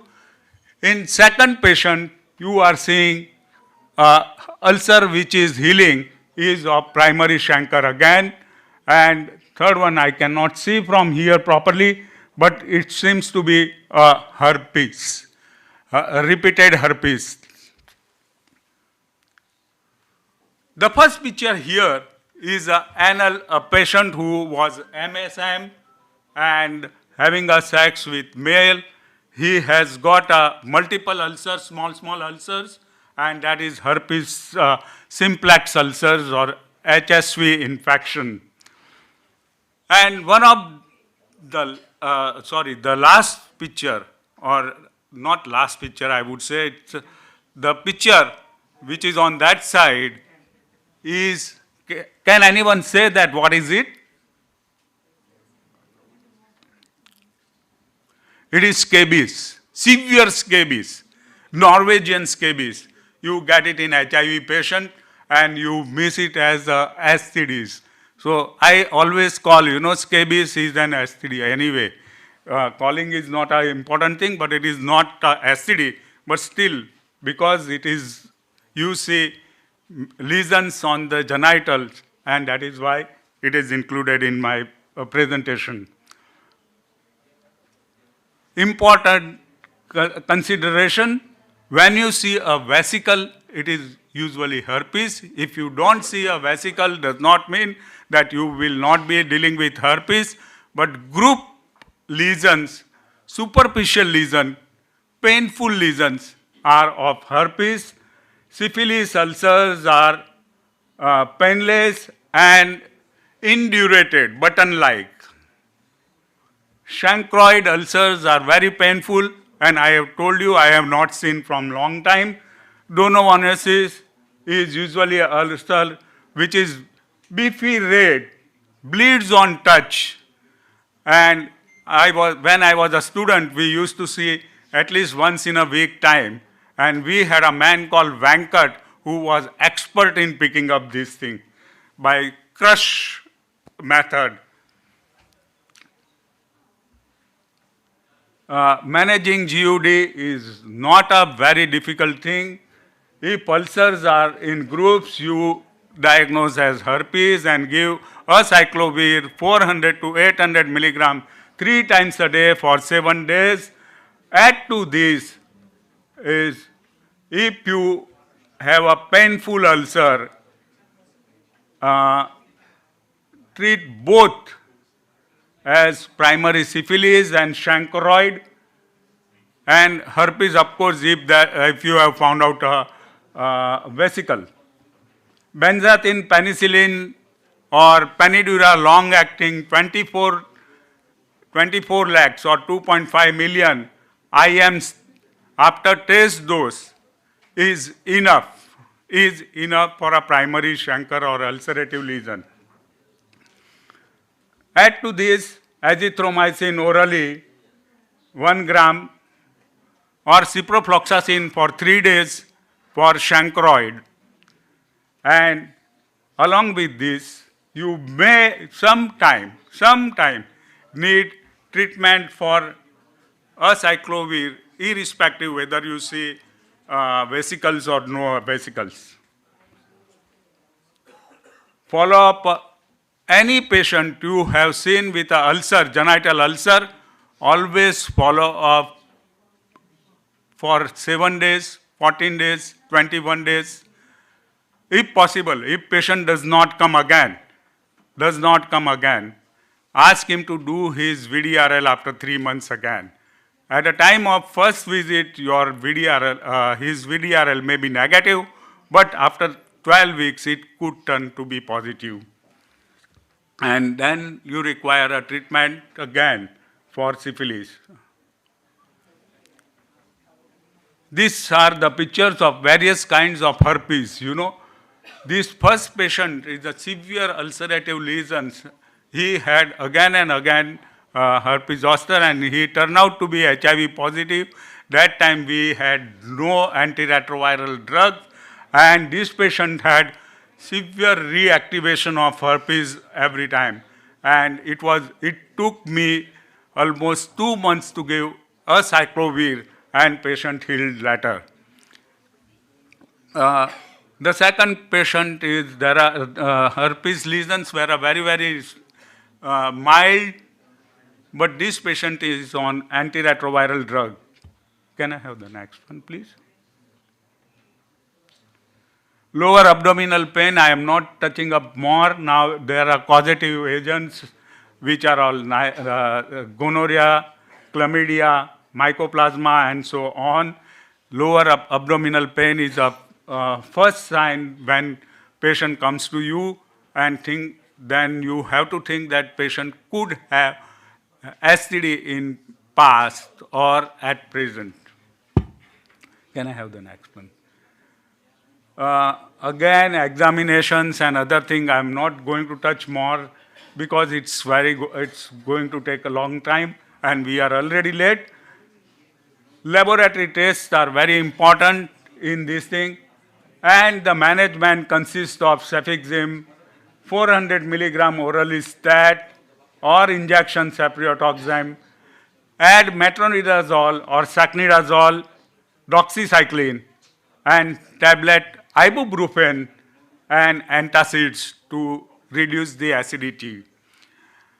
I would give you one, probably it is what I practice, and any patient who comes with a lower abdominal pain, and if you are thinking of pelvic inflammatory disease or PID, please treat according to your branch.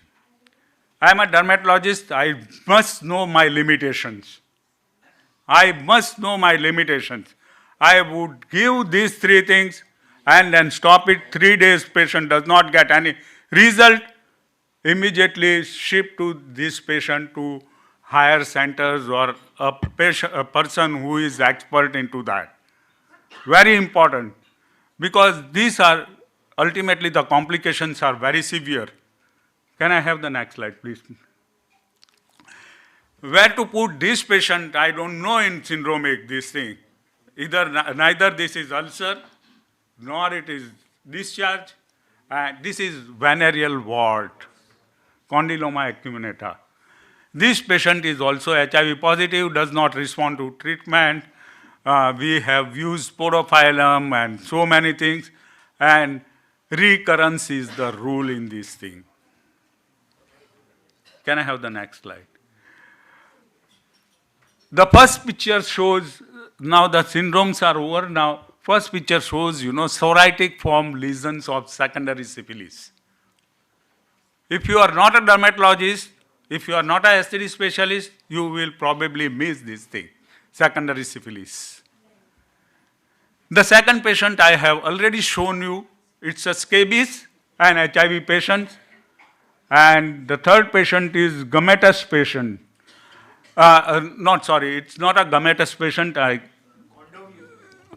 Yes. It is a condom use. When patients are using, now when we have STD and HIV, we are focusing on a lot of awareness. People use condom. And that is why the ulcerations have also shifted their game. And they come on the base of penis or other areas, and not on these particular penile areas, what we used to see 30 years back. Can I have the next slide, please? Thank you. And this patient is having HIV, and this is very sad about it, her husband was known HIV patient. He never told his wife that I am HIV positive. Still used to frequently visit to other partners. She got this thing. She came to me thinking that this is probably a skin lesion. And when I saw molluscum and the viral warts, we did HIV, and she was shocked. She was shocked that she has HIV. But later on, talking to patients, relatives, and so on, her husband came once to me, and we found that he has HIV from a long time. This patient, we started antiretroviral drug. She is much better. So sometime, antiretroviral drug, the virus which were not responding earlier start responding.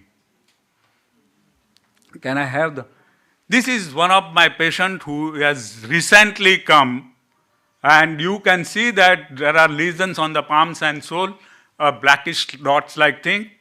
It is secondary syphilites. Secondary syphilite.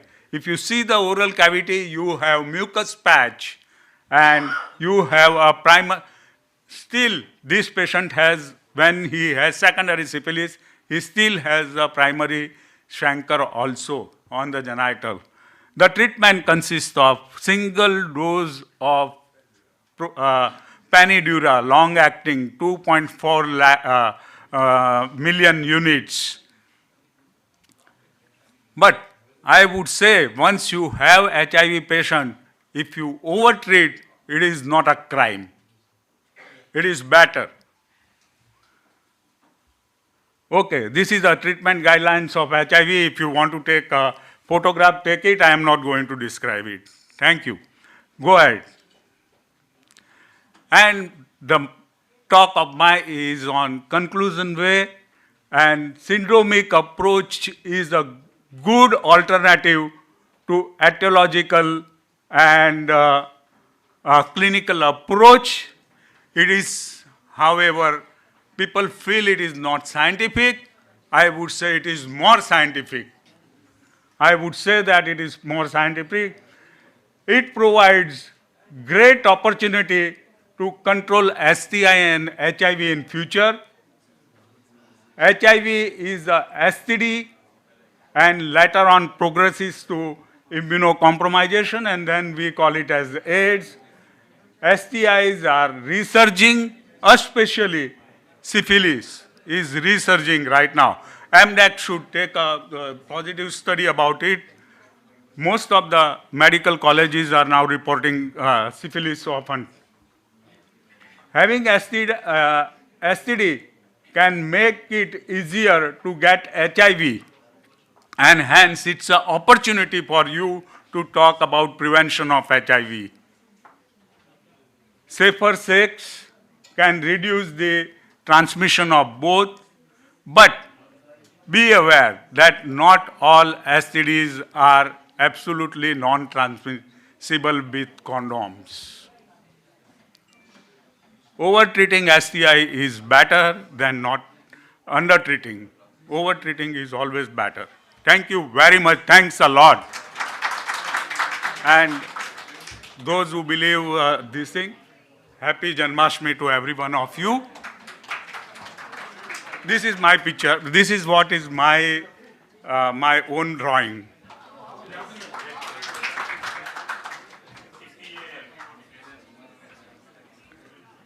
We extend our sincere thanks to Dr. Rashmikant Shah for his insightful presentation. As a token of appreciation for your valuable contribution and participation in today's event, we are pleased to present with this green token of thanks. I invite Mr. Vikas to present the green token. Yes. I must thank AMDAC. Now, I'll take a second of yours, a few seconds of yours. My journey in STD and HIV has started from GT Hospital and JJ Hospital, but I was working for AMDACs long back, and I had first a mobile STD van for 3 years at Czech Nakas. We used to go there. Thank you.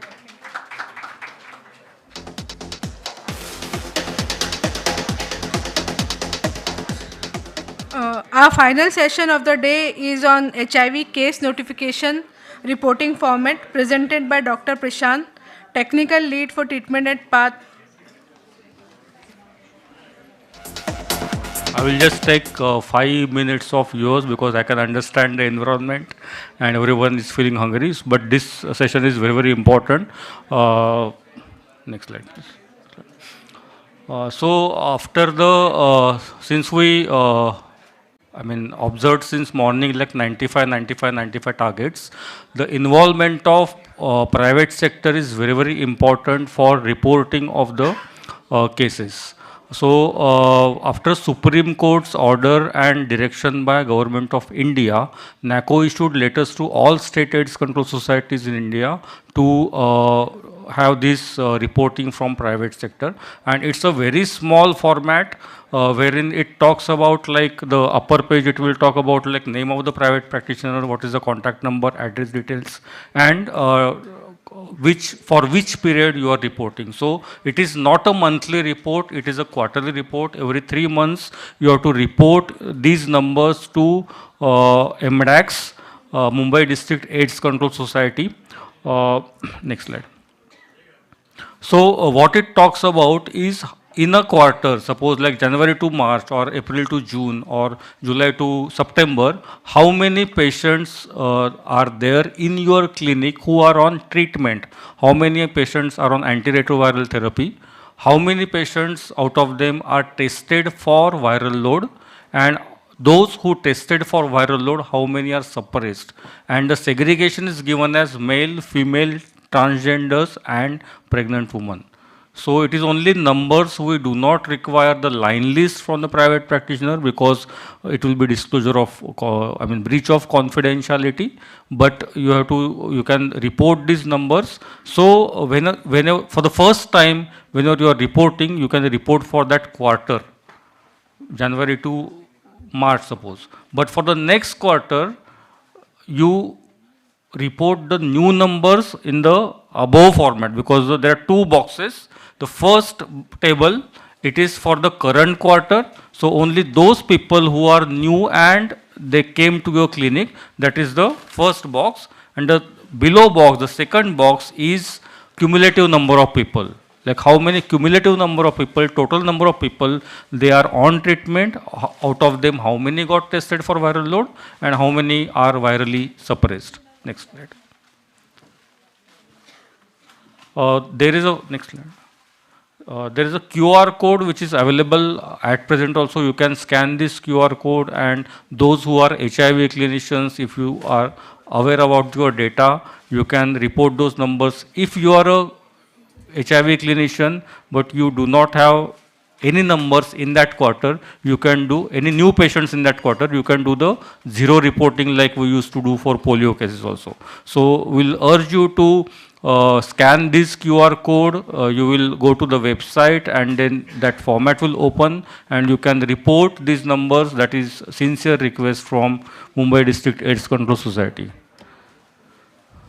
So in the website of MDAX, you can see someone was talking like, I think Dr. Sapale sir was saying like 40% of his patients are in the, they have gone back to the government system. So if you want to have like information about if someone is not able to afford, then on the website of Mumbai District AIDS Control Society, there is list of HIV, ART centers wherever according to convenience of patients, you can refer those patients to those ART centers if patient wants and if you are willing. Next slide. This is old. This is not the presentation which I have sent. Please skip this slide. Skip. Skip. Okay, so this is the website was given. You can see the, not here, but it is www.mdax.org, right? So you can scan that and send it. He is Vikas Balsara. Most of you might be knowing him. He is coordinating for the public-private sector reporting from PATH, and he will be coming for those new doctors who are joined today. He will be in touch with you for the reporting. We sincerely request if you can cooperate for the reporting and give those numbers to MDAX. It's a government reporting. Thank you. One question, sir. Those patients who are not going to NACO centers are being punished. And this has been a complaint, my complaint for years together now, years. I started my practice in 1999. तब से लेके अभी तक when this reporting started, I was there for the first meeting that this reporting should happen. And I was the first person who said, yes, this should happen. But then what happened? All our patients are not getting any government schemes, social schemes, so social security scheme, because they are not enrolled with NACO program. So anybody who's treating in the private, your patients are not going to get any social security scheme from the government of India. Only people who are enrolled with government will be getting it. और मैंने wall पे सिर मारते हैं ना, उतना काम किया है जा के MDAX के ऑफिस में जा के रिक्वेस्ट किया है, but that doesn't happen. So where is the thing? Why should we be, our patients be punished like that? Please. And they are saying line list share करेंगे तो दे देंगे. We don't want to share a line list. Definitely no. Madam, we are happy to help here. Madam, I don't know, but who said that they will not get the social security scheme if they are not getting the treatment or register with the NACO? I'm working with the MDAX from last 3 years. I never heard about this. We are just asking the numbers. We are clearly and openly asking only the numbers. I don't know the names of the patients. How can I stop the social security scheme or any government security scheme for any person? Ma'am, confidentiality is the basic of the HIV testing. Even the HIV AIDS Stigma and Discrimination Act is notified in Maharashtra since November 2022, and MDAX is working very honestly on it. We have the complaint officers in all the facilities, healthcare setup, all the government hospitals are saturated. They are well trained to receive the complaints. If you have any issue like this, please, we will contact you and resolve it personally, ma'am. If this time it happens, I will really be happy. Hello. Dr. Acharya madam he knows me. I mean, Dr. Prashant, But I will also comment. No, not that. You have visited our center. I had complained about this. You had come to our center. I had complained the same thing. I've been complaining it for years together. So this has not been happening because they are sending, हमको जब तक line list नहीं देंगे, हम आपको ये scheme नहीं दे सकते. This is, we are not frankly aware. We never discussed this also. Because there's nothing which is given in writing. So what can I say? Ma'am, I'm in charge now at MDAX. I will personally look into it and I will personally visit your center. If there is any complaint, we'll resolve it. This is my word here. Okay, thank you. Thank you, sir. This is a message to all. We are just asking for the numbers. Whatever misconceptions, whatever you have, previous any myths with you, we are open to discuss it.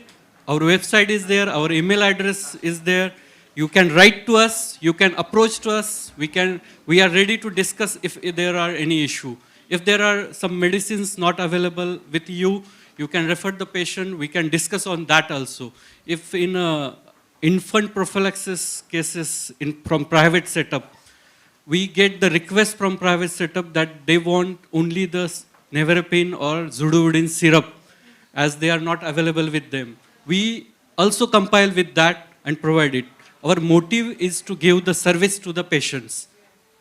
These records we needed so that we can plan our resources, we can plan the program more correctly so that in coming years we will have a fund with us, we will have a basic setup with us, we can, if needed, we can increase our services and reach out to the unreached population so that we can betterly serve to the community.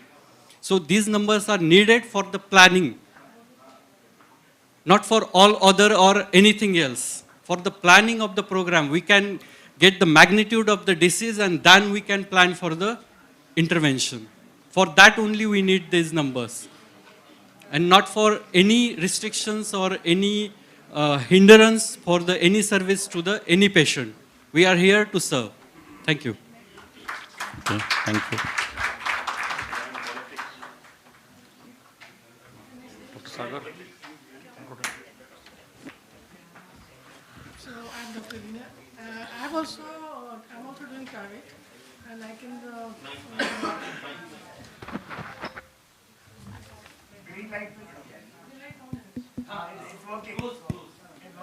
Hello, yeah, and Mr. Vikas is very regular with me, and every quarterly he comes to me. I give my line list, no problem, and he is very helpful every time, even for ART, and my patient has never faced any problem. So I'm okay with what you people are doing.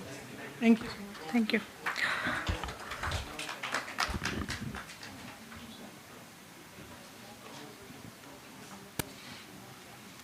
I take this opportunity to thank Mr. Vikas. As you said that he is also coming to me quite regularly. And believe me, one thing, that when he started coming to me, I have started looking at my files. Till then I was not looking at how many patients I have, how many patients are follow up properly, how many patients are doing their viral load regularly. And I came to know because he started coming, he asked many things. I learned few things also from him, what MDAX is doing right now, though I was associated with it. And there are many more things which needs to be talked to you. We can improve this program.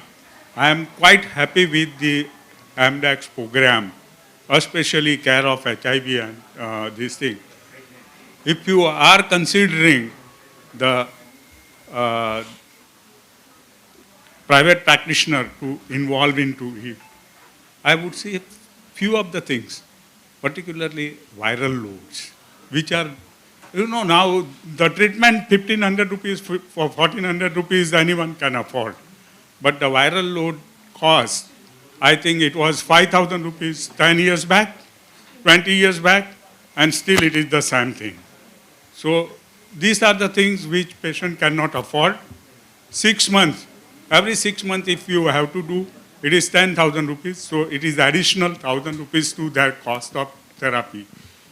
CD4 count and other things, whatever, the things which are, especially tuberculosis, treatment of tuberculosis. When we write rifampicin, if as a private practitioner, chemists are now not honoring my prescriptions of TB because of certain problems. So if you can handle these situations, I would be more happier than that.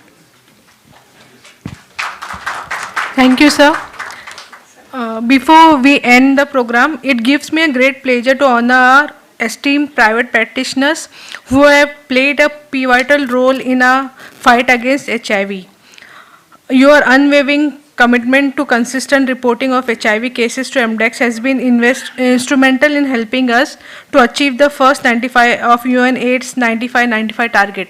I request Dr. Rathod to kindly come on stage and honor the private practitioners. I request Dr. Joseph Chettiar to kindly present on the stage.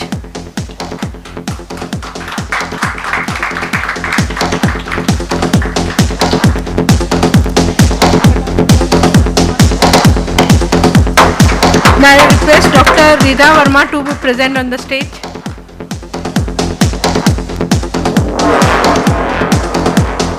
Now I request APD sir to kindly present the honor.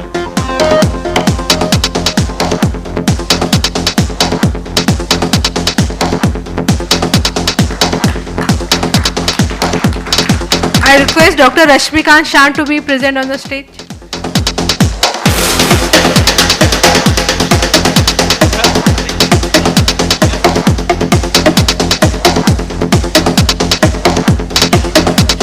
I request Dr. Dushan Pandit to present on the stage.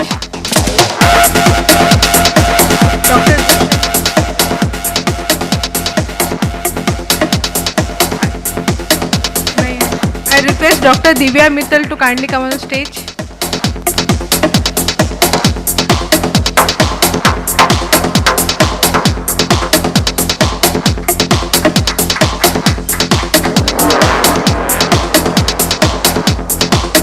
Thank you, sir. As we conclude today's CME program, I would like to invite Dr. Sagar to present vote of thanks.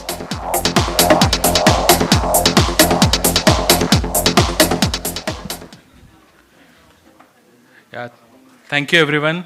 So just bear with me for 2 minutes. I can hear your stomach rumbling over here also. So just 2 minutes. So it is indeed a privilege and a pleasure to extend our heartfelt gratitude to each one of you. Your presence today is your commitment that you want to learn, you want to excel the skills. I would like to extend a special thanks to our speakers whose insightful presentations have enriched our understanding of the latest development in HIV care. Thank you so much. And last but not the least, to our organizing team, MDAX, PATH and Alert India, because of which their meticulous planning which have made this event a success. Thank you so much. Thank you so much. Each one of you. Thank you.